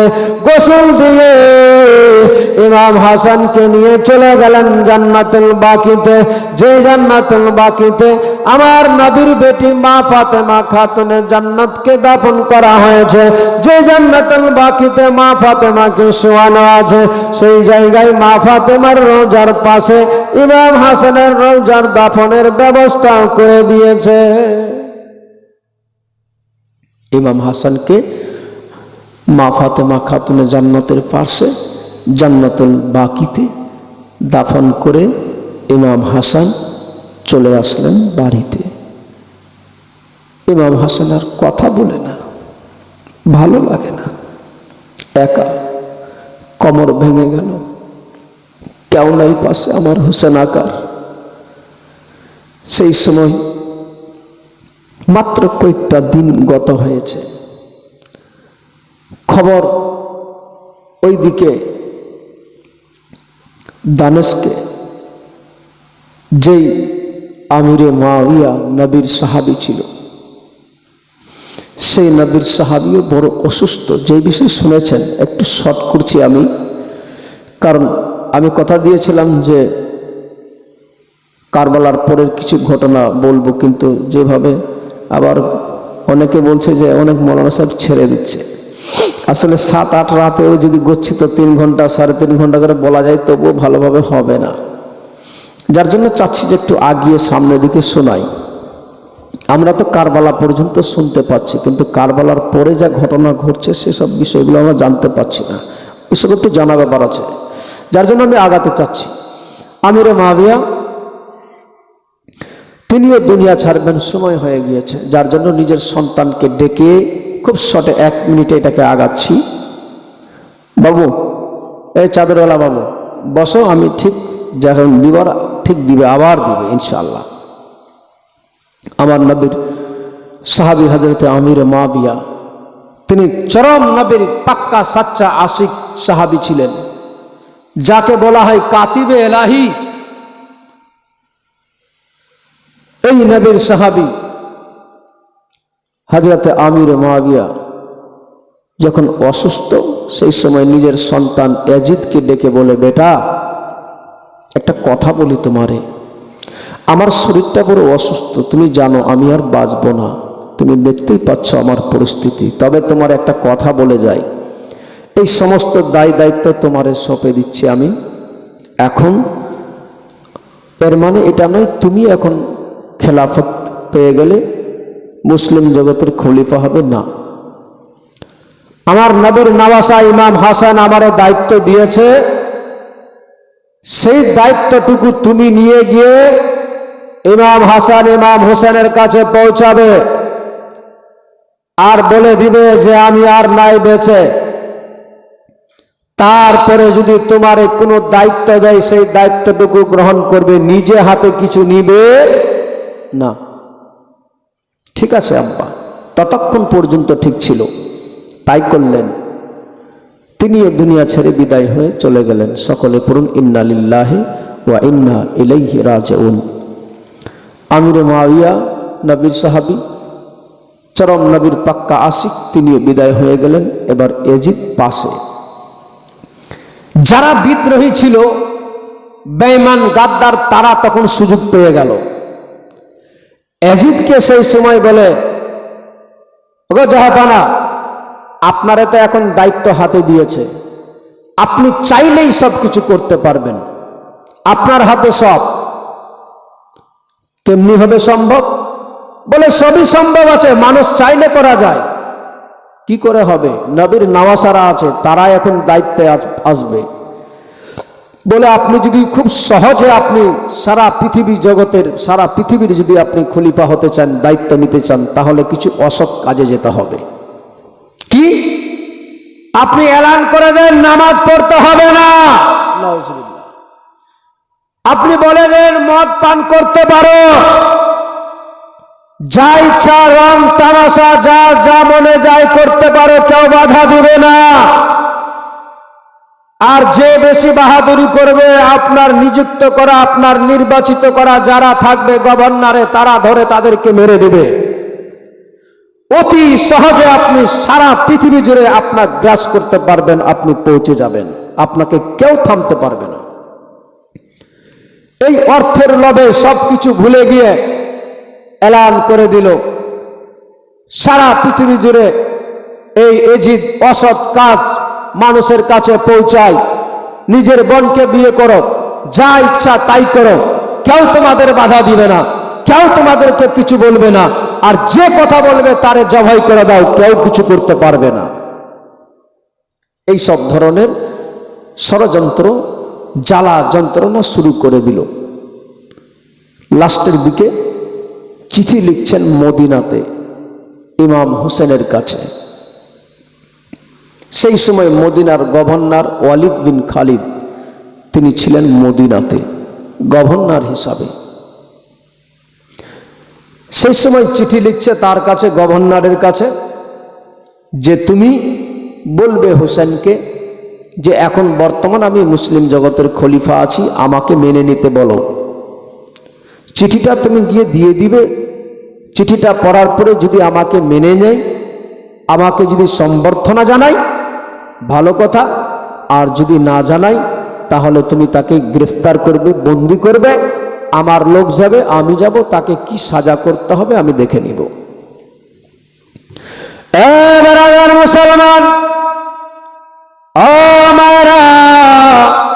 শুনে যান, রাত্রিবেলা আমার নবীর নওয়াসা জানের যান মদিনায় বড় একা হয়ে গিয়েছে। আমার নবীর নওয়াসার পাশে কেউ নাই। আমার নবীর নাতি বড় একা। সেই সময় মাগরিবের নামাজ পড়তে যাচ্ছিলেন মসজিদে নববীতে। নামাজ পড়ে বের হবে, সেই সময় যে মদিনার গভর্নর ছিল বাবারে, তার হাতে চিঠিটা পৌঁছেছে। চিঠিটা তার হাতে পৌঁছে গিয়েছিল। চিঠিটা নিয়ে দাঁড়িয়ে আছে, যে দেখতে পাওয়া যায় এই চিঠিটা এজিদের পক্ষ থেকে এসেছে। চিঠিটাকে নিয়ে দরওয়াজার বাইরে দাঁড়িয়ে দাঁড়িয়ে আছে বাবা আমার হোসেন আকার অপেক্ষাতে। আমার হোসেন আকা বাইর ভিতর থেকে মসজিদ থেকে বের হলেন বাবা। যেমনি বের হয়েছে গভর্নর হোসেন আকার পাশে দাঁড় হয়ে গেল, বলে হুজুর আকা যদি ক্ষমা করেন একটা কথা বলবো। আমার হোসেন আকা বলেছিলেন বলো বলো কি বলবে। বলে হুজুর গো, এই দেখুন না একটা আপনার জন্য চিঠি এসেছে। যে গভর্নর ছিল বাবা সে আমার নবীর পাক্কা সচ্চা আশিক ছিল, হোসেনের দিওয়ানা ছিল, আমার হোসেন আকার মাননেওয়ালা ছিল। বলে হুজুর এই দেখেন না চিঠিটা এসেছে। আমার হোসেন আকা চিঠিটা নিয়ে নিলেন হাতে। চিঠিটাকে ছিঁড়ে যেমনি পড়তে লেগেছে, প্রথমে লেখা আছে আমার বাবা নাই পৃথিবীতে বেঁচে, অনেক শটে বলি বাবা আপনাদের সামনে। বলে হোসেন আমার বাবা নাই, আমার পিতা দুনিয়া থেকে নিয়েছে বিদায়। এখন বর্তমানে আমি মুসলিম জগতের খলিফা, আমার সবাই বলে মেনে নিয়েছে। আমি যা বলবো আমার কথা চলবে, আমার কথার বাইরে তাও চলবে না। তুমিও যদি চাও, ভালো যদি চাও, আমি চাই তুমিও আমারে মেনে নাও। আর যদি না মানো আমারে, আমি পদক্ষেপ নিতে একটুকু দ্বিধাবোধ করব না। যা করা লাগে আমি কোনো মতেই কোনো দ্বিধাবোধ করব না। যা যা করতে হয় আমি করতে রাজি আছি। আমার হোসেন আকা এই চিঠিটা দেখে মনে বড় দুঃখ জেগে গেল, মনে বড় কষ্ট পেল, আসমান যেন মাথায় ভেঙে পড়ে গেল। আমার নবীর নওয়াসা বড় কাতর হয়ে গেলেন বাবার। মাত্র কয়েকটা দিন হয়েছে নবীর নওয়াসা ইমাম হাসান দুনিয়া ছেড়ে দিল। আর দেখেন এই দিকে আবার ষড়যন্ত্র শুরু হয়ে গেল। চিঠিটা দেখার পরে কিছুক্ষণ ওয়েট করে চুপচাপ থেকে গভর্নরকে বলে, ও গভর্নর রে, ও আল্লাহর বান্দা একটা কথা বলতে পারে? বলুন হুজুর, বলুন বলুন বলুন, কি বলতে চান? আমার হোসেন আকা বলেন সেই সময়, ও আল্লাহর বান্দা রে, একটা রাত তুমি আমার সময় দিয়ে দে, সকালবেলায় এই বিষয়ে বলবো কি করা যাবে। আমার নবীর নামাজ যেমনি সময় চেয়েছে, ওই গভর্নর বলে, হুজুর আমি জানি আপনি ওই মৃত্যুটাকে মানবেন না, ওই রকমের গাদ্দারকে আপনি জাহান্নামী পাপিষ্ঠকে মানবেন না, আমি জানি, কিন্তু তারপরেও আপনি সময় নিয়েছেন, আলহামদুলিল্লাহ, এতে আমি খুশি আছি। যেমনি এই গভর্নরের কথা শুনে আমার নবীর নামাজা সেই সময় চিঠিটাকে ওই গভর্নরের হাতে রেখে সরাসরি বেরিয়ে গেলেন মসজিদে নববী থেকে, চলে গেলেন বাড়িতে। বাড়িতে যাওয়ার সাথে সাথে যেমনি বাড়িতে পৌঁছেছে, দেখতে পাওয়া যায় শহর বানো আছে, মা জাহেদা আছে, বোন জাইনাব আছে, সবাই বসে আছে। মা জাইনাব দেখছেন আমার হোসেন আকার মুখখানা দেখে বলতে লাগলেন, ও ভাই হোসেন, কেন তোমার মুখটা এমনি হয়ে গেল? তোমার মুখের মধ্যে কেন চেহারাটা চেঞ্জ হয়ে গেল? মুখমণ্ডল কেন পাল্টে গেল?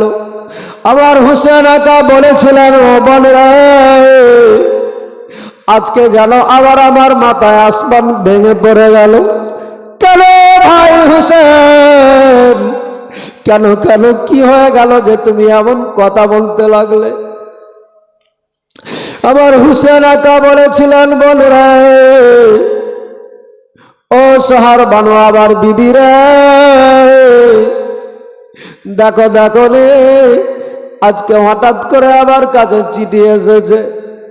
ও বোনেরা, ও আবার বিবি জাইনাব, কত কিছু জেনে লাভ হবে না। আমি একটাই কথা বলি তোমাদের, আজ রাতের অন্ধকারে আমরা মদিনা ছেড়ে চলে যেতে চাই মক্কাতে।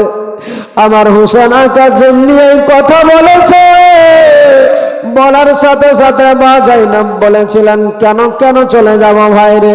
এটা কি কারো বাবার নিজের পৈতৃক সম্পত্তি আছে যে আমরা মদিনা নিজের বাপ দাদার দেশকে, নিজের নানা সাজানাকে ছেড়ে চলে যাব মক্কাতে? কেন কেন কেন কারো ডরে চলে যেতে হবে নাকি? আমার জাইনাব সেই সময় বলেছিলেন, না ভাই, ভাই রে, না না, যাওয়া যাবে না, আমরা যেতে পারবো না নানাকে ছেড়ে। সেই সময় শহর বানু বলেছিলেন, স্বামী গো, হঠাৎ করে কেন এমনি ডিসিশন নেন? হঠাৎ করে কেন চলে যেতে চান? আমার হোসেন আকা বলেছিলেন, বিবি রে, আজকে আমার কাছে একটা চিঠি এসেছে, চিঠিটাতে লেখা আছে তারে মানতে হবে। ওই ইয়াজিদ, যে ইয়াজিদ নিজের বোনকে বিয়ে করতে বলে, যে ইয়াজিদ মদ পান করতে বলে, যে ইয়াজিদ নামাজ পড়তে নিষেধ করে, যা ইচ্ছা তা করতে পারো, এই ধরনের একটা অসৎ ব্যক্তিকে আমারে মানতে হবে। বলো বলো বলো বিবি রে, বলো বোন জাইনাব, আমি সেই অসৎ ব্যক্তিটাকে কি মানতে পারি বলো? সেই সময় মা জাইনাব বলেছিলেন, জীবন চলে যাবে কিন্তু এই ধরনের অসৎকে সমর্থন করা যাবে না, জান দিয়ে দিব কিন্তু অসৎকে মানা যাবে না। আমার হোসেন আকা বলেছিলেন, বিবি রে, ও বোন জাইনাব, একটা কথা মনে রাখো, সকালবেলায় আমারে জিজ্ঞেস করবে, আমি যদি না বলে দিই আমাকে তারা গ্রেফতার করবে, আমাকে তারা বন্দী করবে। ও বোন জাইনাব, আর আমাকে যেমনি বন্দী করবে,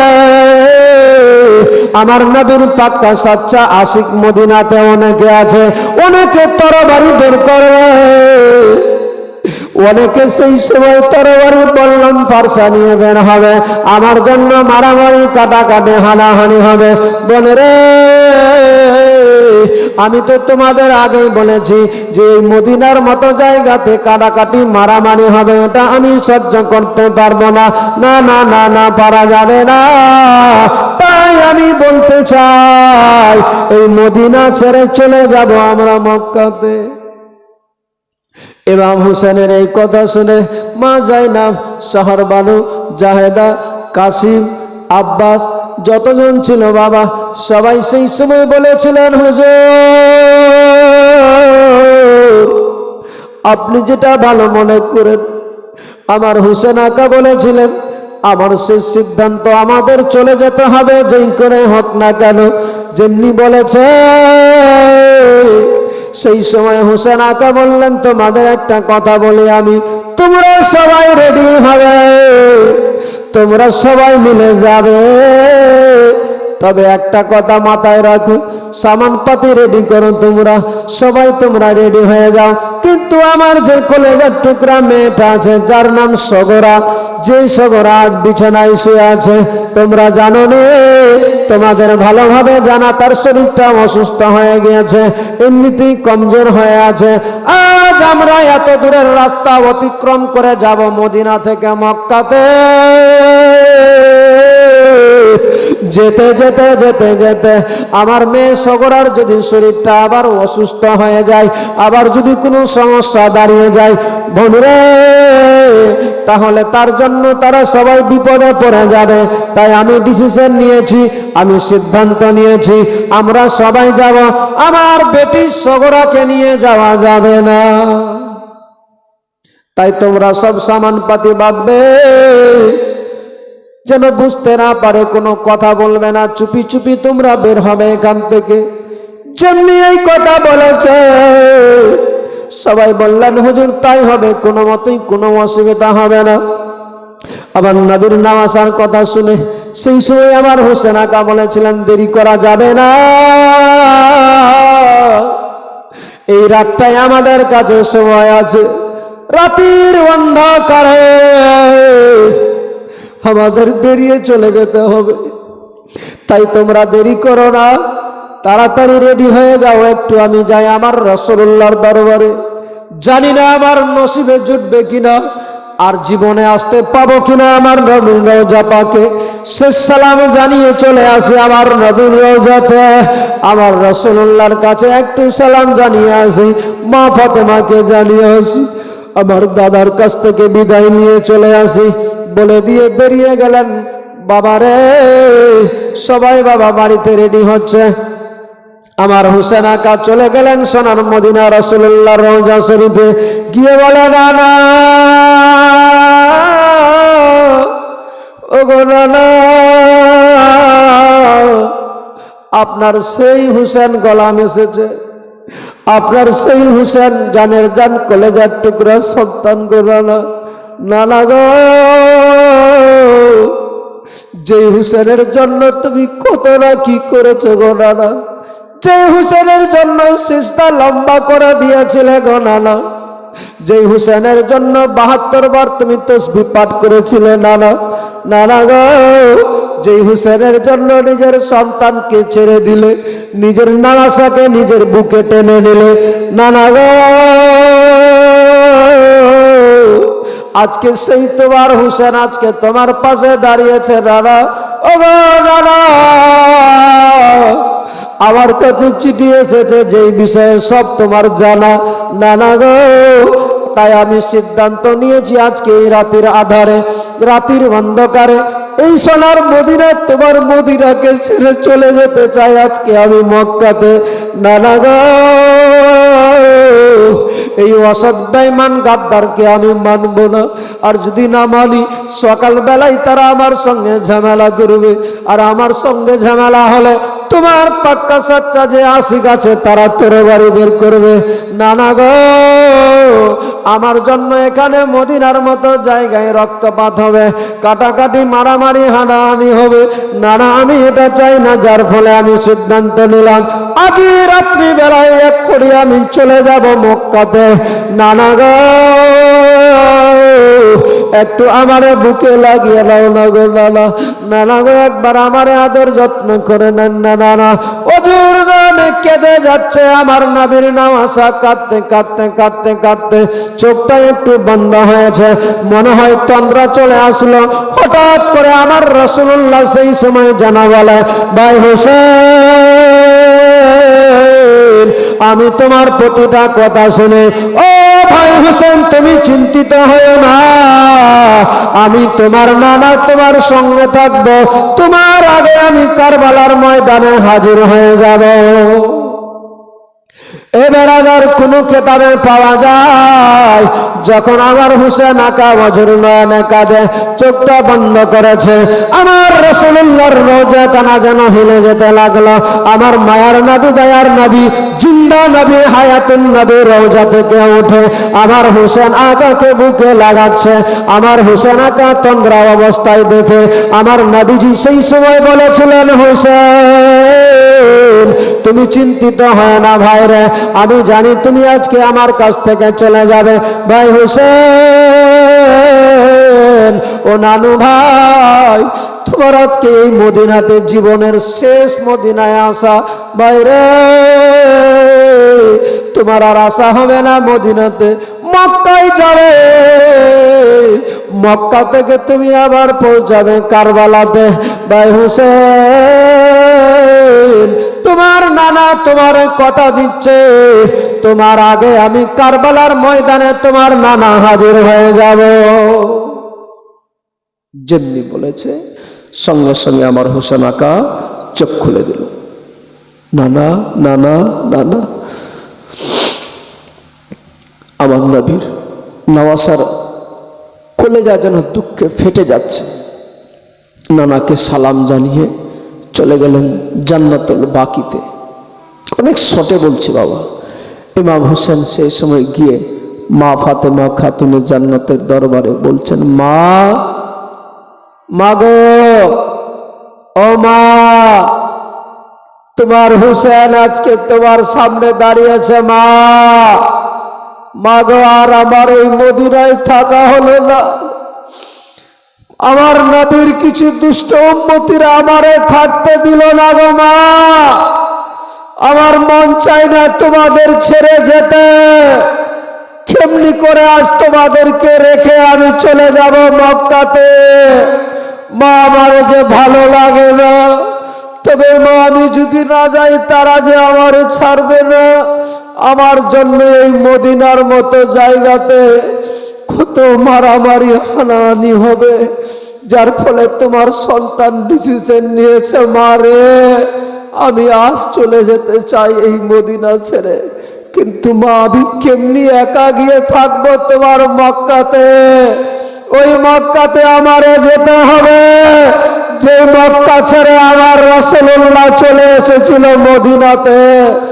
আজ মা আজকে আমার তোমার সন্তানকে সেই মদিনা ছেড়ে মক্কাতে চলে যেতে হচ্ছে।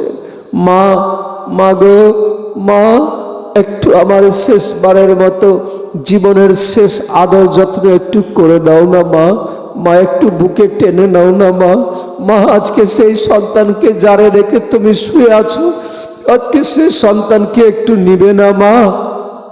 ইমাম হোসেন বলতে বলতে বলতে বলতে চোখগুলো বন্ধ হয়েছে, তন্দ্রা চলে এসেছে।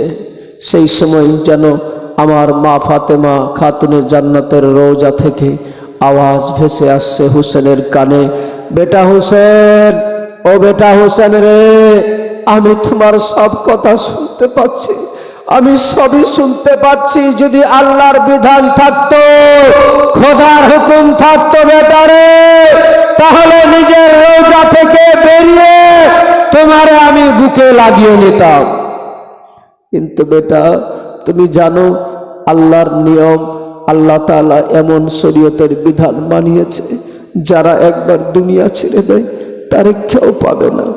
অনেক মুফাসসিররা লিখেছে যে আমার নবীর বেটি ফাতেমা রুহানি সুরতে আমার হোসেন আকাকে আবার সময় কোলের মধ্যে নিয়ে বুকে জড়িয়ে আদর যত্ন করেছে।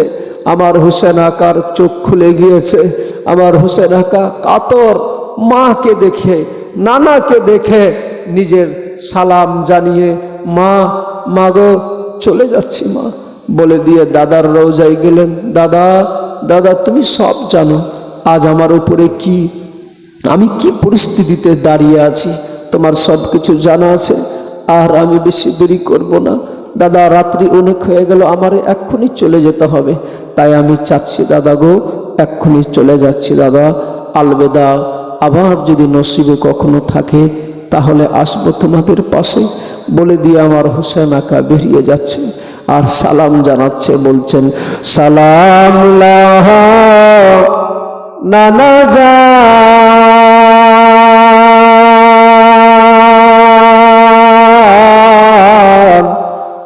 সালাম লহ নানা যা সালাম লহ নানা যা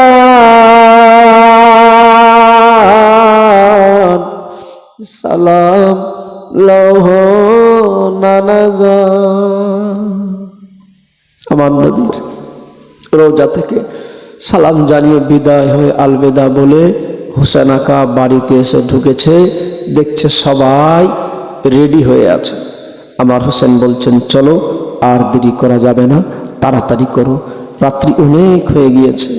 এ মুসলমান, যেই গভীর রাত্রিতে পশু পাখি আরামের বিছানায় সবাই আরামের জায়গায় ঘুম মারে, আমার নবীর আহলে বাইতের আথাররা তারা তাদের চোখে ঘুম নাই, সেই রাত্রিতে বেরিয়ে যাচ্ছেন ভাই, সবাই মিলে একসঙ্গে বের হচ্ছে, তাড়াতাড়ি করো সামানপাতি বাঁধো, এই করছে, বের হচ্ছেন যখন হঠাৎ করে ধরো উঠো চলো এই কথা বলতে গিয়ে হঠাৎ করে মা সগরার চোখ খুলে গেল, ঘুম ভেঙে গেল। বলুন সুবহানাল্লাহ।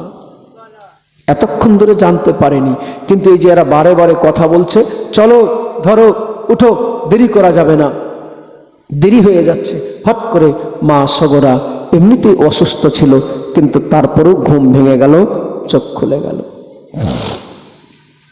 বারাদার ও আমার মা বোনেরা, যেমনি সগরার ঘুম ভেঙেছে সঙ্গে সঙ্গে উঠে বসে গেল মাটির খাটলিতে। নিজের মা মা শাহরবানুর নিকটে চলে গেলেন, বলে মা গো ওগো মা, বলো তো এই রাত্রিবেলা গভীর রজনীতে, এই রাতের অন্ধকারে রাতের আধারে তোমরা সবাই সাবান পাতি বেঁধে এমনি করে কথায় চলে যেতে চাচ্ছ মাগো, মাগো তোমরা আমারে কেউ জাগালে না, কেউ বললে না, কথায় যাচ্ছ মা বলো তো একটু। সেই সময় বলেছিলেন মা শাহরবানু, বলে বেটি রে, তোমার বাবার নির্দেশে তোমার বাবার পারমিশনে আজ আমরা চলে যাচ্ছি মারে, এই মদিনা ছেড়ে চলে যাব মক্কাতে। মা ফাতেমা সেই সময় মা ফাতেমার প্রতি মা সগরা যেমনি এই কথা বলেছিলেন সঙ্গে সঙ্গে বলেছিলেন বাবারে। মা জাইনাব দাঁড়িয়ে আছে, শাহরবানু বলেছিলেন মা রে, তোমার বাবা নিষেধ করে দিয়েছে, তোমার শরীরটা বড় অসুস্থ আছে, যার জন্য আজ তোমারে নিয়ে যাওয়া হবে না, এই জন্যই তোমারে জাগানো হলো না। ও বেটি রে, তুমি চিন্তিত হও না, তবে কথা দিয়েছে তোমার বাবা তোমারে অল্প সময়ের মধ্যে নিয়ে চলে যাবে। যেমনি এই কথা বলেছে মা সগরা সেই সময় বলতে লাগলেন, ওগো মা, তোমাদের কি মায়া নাই, তোমাদের কি দয়া নাই, তোমরা আমাদের এমনি একা ফেলে কেন যেতে চাও, আমার পাশে কেউ নাই, আমি কেমনি করে থাকবো। আজ তোমরা রাতের অন্ধকারে সবাই মিলে একত্রিত হয়ে সবাই যাচ্ছে, সবাই তোমরা বের হচ্ছ, অথচ আমারে তোমরা নিয়ে যেতে চাও না। বলে বেটি রে, তোমার আব্বা নিষেধ করেছে তোমার শরীরটা অসুস্থতার কারণে, কারণ তোমারে যদি নিয়ে যায় রাস্তায় যেতে যেতে তোমার শরীরটা যদি অসুস্থ হয়ে যায়, তোমার কারণে সবাই বিপদে পড়ে যাবে, তোমার কারণে সবাই সমস্যায় পড়ে যাবে, তাই তোমার বাবার নিষেধ হয়েছে তোমারে পরবর্তীতে নিয়ে যাবে। মা সগরা সেই সময় বুঝতে পেরে গেল আমার মা আমার কথা শুনবে না, সঙ্গে সঙ্গে চলে গেলেন ফুপু জাইনাবের কাছে। ওগো ফুপু জাইনাব, আজকে তুমি দেখতে পাচ্ছ সবই নিজের চোখে, তোমরা সবাই বেরিয়ে যেতে চাও আমারে রেখে, কিন্তু বলো ফুপু জান, এত বড় বাড়িতে একটা কেউ পুরুষ নাই, একটা কেউ নারী নেই, কেউ থাকবে না, আমারে একা কেমনি করে রেখে চলে যেতে চাই। ফুপু জান একটু বলেন না আমার বাবাকে, একটু তোমারও কি মায়া নাই, দয়া নাই, আমার সঙ্গে কি নিয়ে যাবে না সাথে? আমার নবীর নওয়াসা সেই সময় দাঁড়িয়ে আছে। মা জাইনাব বলেছিলেন বেটি রে, আমারও মন চাই তোমার সঙ্গে নিয়ে যেতে, কিন্তু তোমার আব্বা নিষেধ করেছে, ও যার ফলে নিয়ে যাওয়া যাবে না আমারে। তবে তুমি চিন্তিত হয় না, তোমার আব্বা কথা দিয়েছে তোমারে পরে নিয়ে চলে যাবে। এ মুসলমান বাবাজি ভাইরা, যার কাছে যাই সগরা সবাই দিচ্ছেন শুধু সান্ত্বনা, দিচ্ছেন শুধু সান্ত্বনা, বোঝায় তোমারে নিয়ে যাওয়া যাবে না মারে। লাস্টের দিকে মা সগরা বুঝতে পেরে গেল যে হয়তো এদের আর মায়া হবে না, দয়া হবে না, এরা আমারে নিয়ে যাবে না, যার ফলে মা সগরা নিজে চলে গেলেন আব্বার কাছে। বলতে লাগলেন ওগো আব্বা, ওগো আব্বা, আপনার কি মায়া নাই? আজ তোমরা সবাই মিলে বেরিয়ে যেতে চাচ্ছ, সবাই তোমরা চলে যাচ্ছ গো আব্বা, আমারে নিয়ে যাবে না কেন? কেন আব্বা, তোমার কি একটু মায়া হলো না? আমি এই অবস্থাতে মদিনায় কেমনি থাকবো একা পরে? আমার নবীর নওয়াসা জানের জান হোসেন বলেছিলেন বেটি রে, ও মা তুমি চিন্তা করো না, আমি তোমার কথা দিচ্ছি কয়েকটা দিন পরে নিয়ে চলে যাব।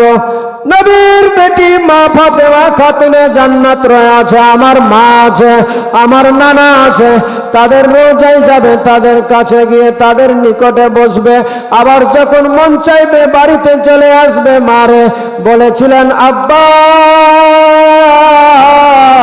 আব্বা গো তোমরা সবাই চলে যাবে আমারে, আমি কেমন করে একা একা থাকবো মদিনাতে? আমার হোসেন আকা বলেছিলেন বেটি রে, আমার নানি উম্মে সালমা আছে, তোমার যদি কোনো কিছুর দরকার লাগে, তোমার কিছু যদি বলার দরকার থাকে, আমার নানি উম্মে সালমার নিকটে যাবে, যা বলার দরকার লাগবে, যা লাগবে তারে বলবে, তোমার সব দিয়ে দিবে। বেটি রে, তবে তোমারে আজকে একটা কথা বলি, এইটা কথা রাখতে হবে আমারে, এই মুহূর্তে তোমারে নিয়ে যেতে চাই না সাথে, কারণ তুমি জানো রে, এই দেখতে পাচ্ছ এত বড় কাফেলা, ছোট্ট ছোট্ট বাচ্চারা সবাই মিলে আজকে আমরা রাতের অন্ধকারে যাব। মারে তোমার জন্য কারো অসুবিধা হয় তুমি কি চাও? বলে না বাবা তা চাই না। বলে তাহলে তুমি চিন্তিত হয় না, কথা দিচ্ছি কয়েকটা দিনের মধ্যে তোমার পিতা মক্কা থেকে এসে তোমার সঙ্গে করে নিয়ে চলে যাব। ইমাম হোসেনের মেয়ে সগরা সেই সময় বলেছিলেন আব্বা গো,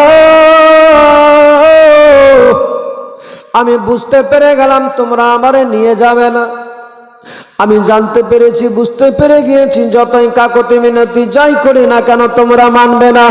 তবে আব্বা একটা কথা বলি গো, আমার হোসেন আকা বলেছিলেন, বলো মা কি বলবে?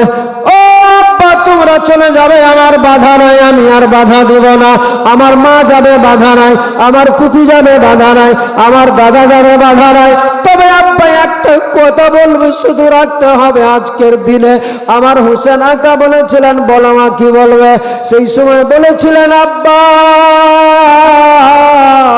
আমার আলী আসগার ভাইকে একটু আমার কাছে রেখে চলে যাও। আমি মদিনার গলিতে আমার ভাইকে নিয়ে খেলাধুলা করব। আমার আলী আসগার ভাইকে নিয়ে আমার সময়টা কেটে যাবে, আমার কোনো কষ্ট হবে না। আমার হোসেন আকা বলেছিলেন, বেটি রে, তুমি যা বলেছ আমারও মন চাই দিয়ে দিতে, কিন্তু বলো তুমি একটা কথা, মারে এই 6 মাসের বাচ্চাটাকে তুমি কেমনি করে রাখবে কোলে?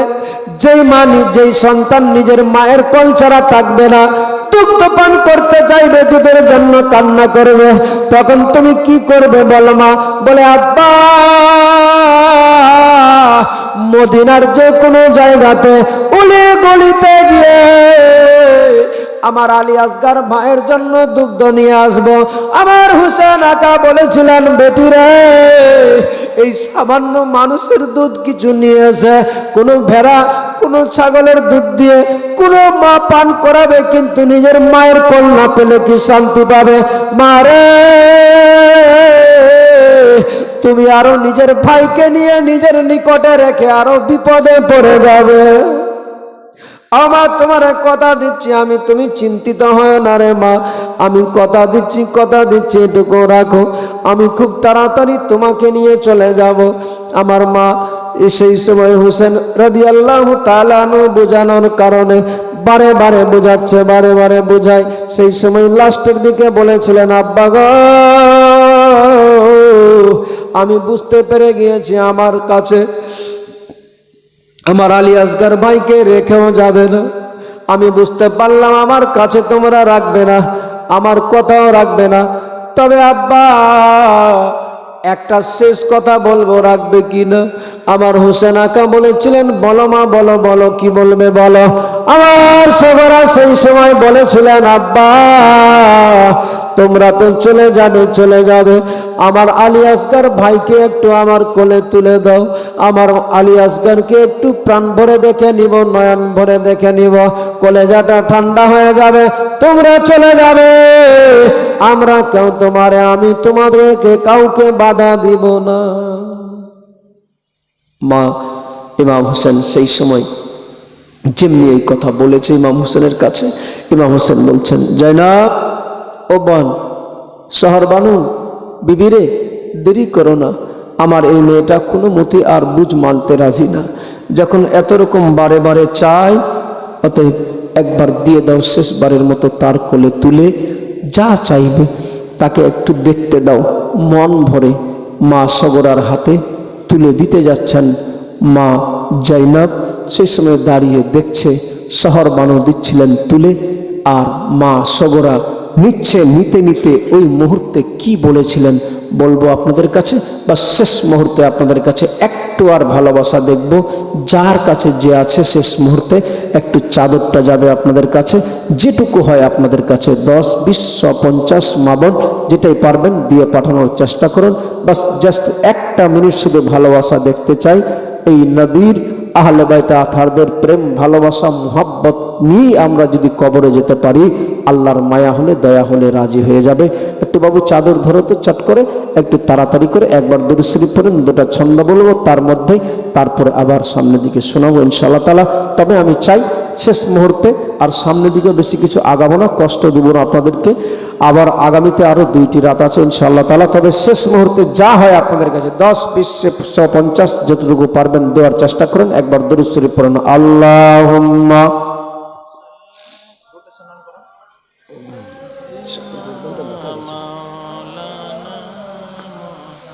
ওয়ালা আলা সাইয়্যিদিনা মুহাম্মাদ, আল্লাহুম্মা সাল্লি আলা সাইয়্যিদিনা মাওলানা মুহাম্মদ ওয়ালা আলে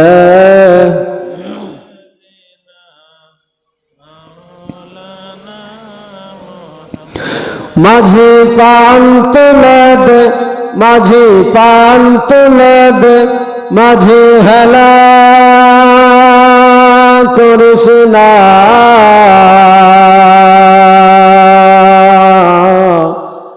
ছেড়ে দে নৌকায় আমি যাব মদিনা, ছেড়ে দে নৌকায় আমি যাব মদিনা। মাঝি পান তুলে দে, মাঝি পান তুলে দে, মাঝি হেলা করিস না, ছেড়ে দে নৌকায় আমি যাব মদিনা, ছেড়ে দে নৌকায় আমি যাব মদিনা। মক্কায় নবী এলো মায়া মিনার ঘরে, কাঁদিলে হাজার মানিক হাসিলে মুক্তা ঝরে। সুবহানাল্লাহ। মক্কায় নবী এলো মায়া মিনার ঘরে, কাঁদিলে হাজার মানিক হাসিলে মুক্তা ঝরে। হদয়াল মুর্শিদ যার শাখা, হদয়াল মুর্শিদ যার শাখা, তার কিসের ভাবনা,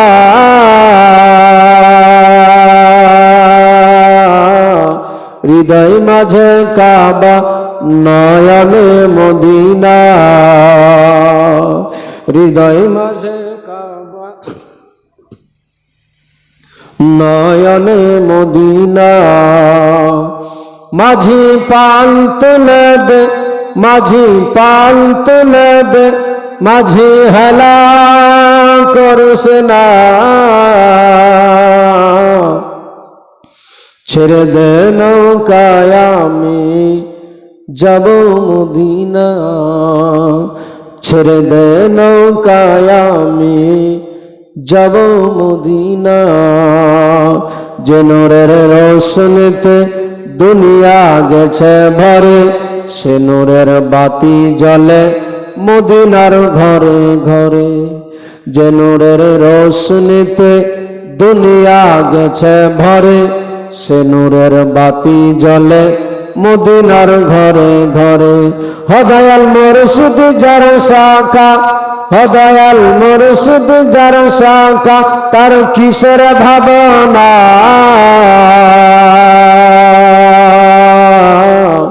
হৃদয় মাঝে কাবা নয়নে মদিনা।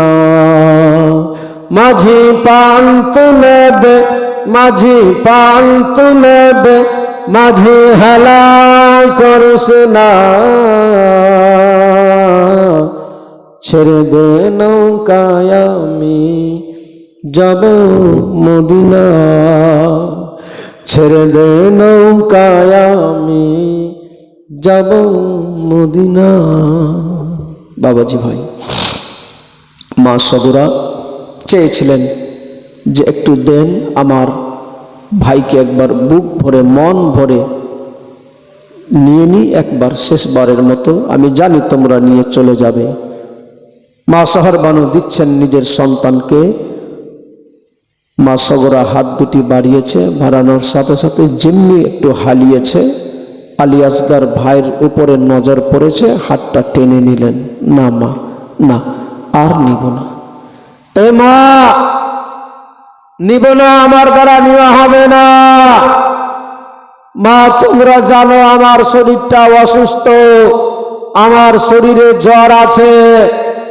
এই অবস্থাতে এখন যদি আমার আলী আসগার ভাইকে নিয়ে নি, তাহলে আমার এই আলী আসগারের ভাইয়ের যার শরীরটা গোলাপের মতো নরম, গোলাপের মতো দেখতে সুন্দর, মমের মতো নরম, সেই ভাইকে কষ্ট হবে না। মা, আমি চাই না আমার ভাইয়ের কষ্ট হোক, আমার দেখা হয়ে গিয়েছে, নিয়ে যাও মা, নিব না। আর আমি কেমন ভাইকে ভালোবাসতেন, যেই ভাইকে নিজের কোলে নিতে চাইলেন কিন্তু দেখার সাথে সাথে মায়া মমতা এমন বিবেকে বাঁধলো, আর নিল না সন্তানকে, নিজের ভাইকে তুলে বিদায় দিচ্ছেন। সকলে মিলে, সবাই মিলে বের হয়ে যাচ্ছে। মা সগরা মা মা বলে ফুফিজান বাবা দেখছে নিজের চোখে সবাই বেরিয়ে যাচ্ছে। কাসিম বেরিয়ে যাচ্ছে, আলী আকবর বেরিয়ে যাচ্ছে, জয়নাল আবেদিন বেরিয়ে যাচ্ছে, নিজের ফুফি জয়নাব বেরিয়ে যাচ্ছে, সালামদার আব্বাস বেরিয়ে যাচ্ছে। সবাইকে দেখছে নিজের চোখে যে আমার একা থাকতে হবে। আর আমার নবীর নওয়াসা সবাই মিলে একদিক থেকে বাড়ি থেকে বেরিয়ে যাচ্ছে। রাতের অন্ধকারে, রাতের আধারে, যেই রাত্রিতে সবাই আরামের ঘুম মারে, শান্তির বিছানায় শুয়ে আছে, আমার নবী পরিবারের ঘুম নাই, তারা রাত জেগে সেই সময় রাতের অন্ধকারে চলে যাচ্ছেন মদিনা ছেড়ে মক্কাতে। ঘোড়ার উপরে, উটের উপরে চেপে দ্রুত গতিতে চলে গেলেন বাবা মক্কা, কি বলে মদিনা ছেড়ে মক্কাতে পৌঁছালেন। মক্কার মানুষ যেমনি জানতে পেরেছে, সেই সময় সবাই মারহাবা আহলান সাহলান জানাই, সবাই সম্বর্ধনা জানাতে লাগলো। আর এসে ইমাম হোসেনের কাছে বলে, ওগো হোসেন, ওগো আকা, আমরা নবীজিকে হারিয়ে এমনিতেই কাতর হয়ে গিয়েছি। পেয়েছি সেই নবীর নওয়াসা, পেয়েছি সেই নবীর জানের জান কলেজার টুকরা সন্তান। আজ আপনারে কথা দিচ্ছি, আপনি নির্দ্বিধায় থাকেন এই মক্কার মাটিতে।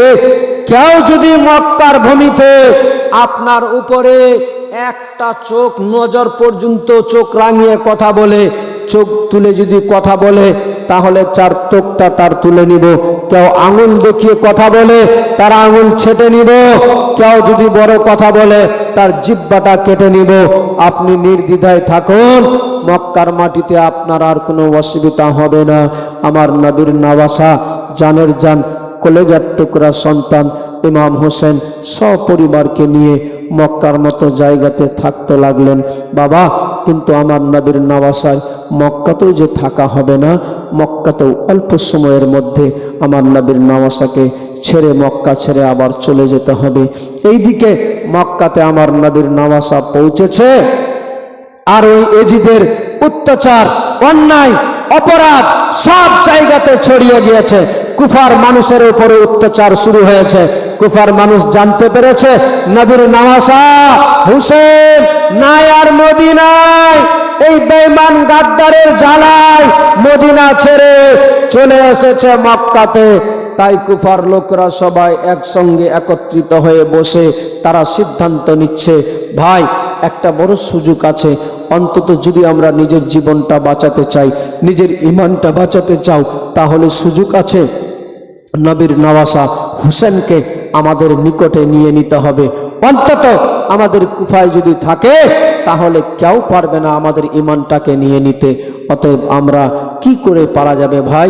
সবাই মিলে সিদ্ধান্ত নিলেন যে চিঠি লিখো, 100 জন, 150 জন, 200 জন, চিঠিতে এক একজন 200, 400, 500 মানুষ সিগনেচার করো, আর চিঠিটা দিয়ে কি বলে কাশিদের হাত দিয়ে দ্রুত গতিতে পৌঁছাতে হবে মক্কাতে, যেন মক্কাতে ইমাম হোসেন চিঠিটা দেখে তার যদি অন্তরে মায়া হয়ে যায়, দয়া লেগে যায়, তাহলে ওই মক্কা ছেড়ে আমাদের মাঝে চলে আসবে। আমার হোসেন আকা যদি চলে আসে, তাহলে আমাদের ঈমান ধন্য হয়ে যাবে। আমার নবীর নওয়াসা জানের জান কলেজার টুকরার কাছে একেবারে দিগরে চিঠি আসতে লাগলেন। 150 খানা চিঠি এসেছিলেন, কোনো কেতাবে পাওয়া যায় 120 খানা।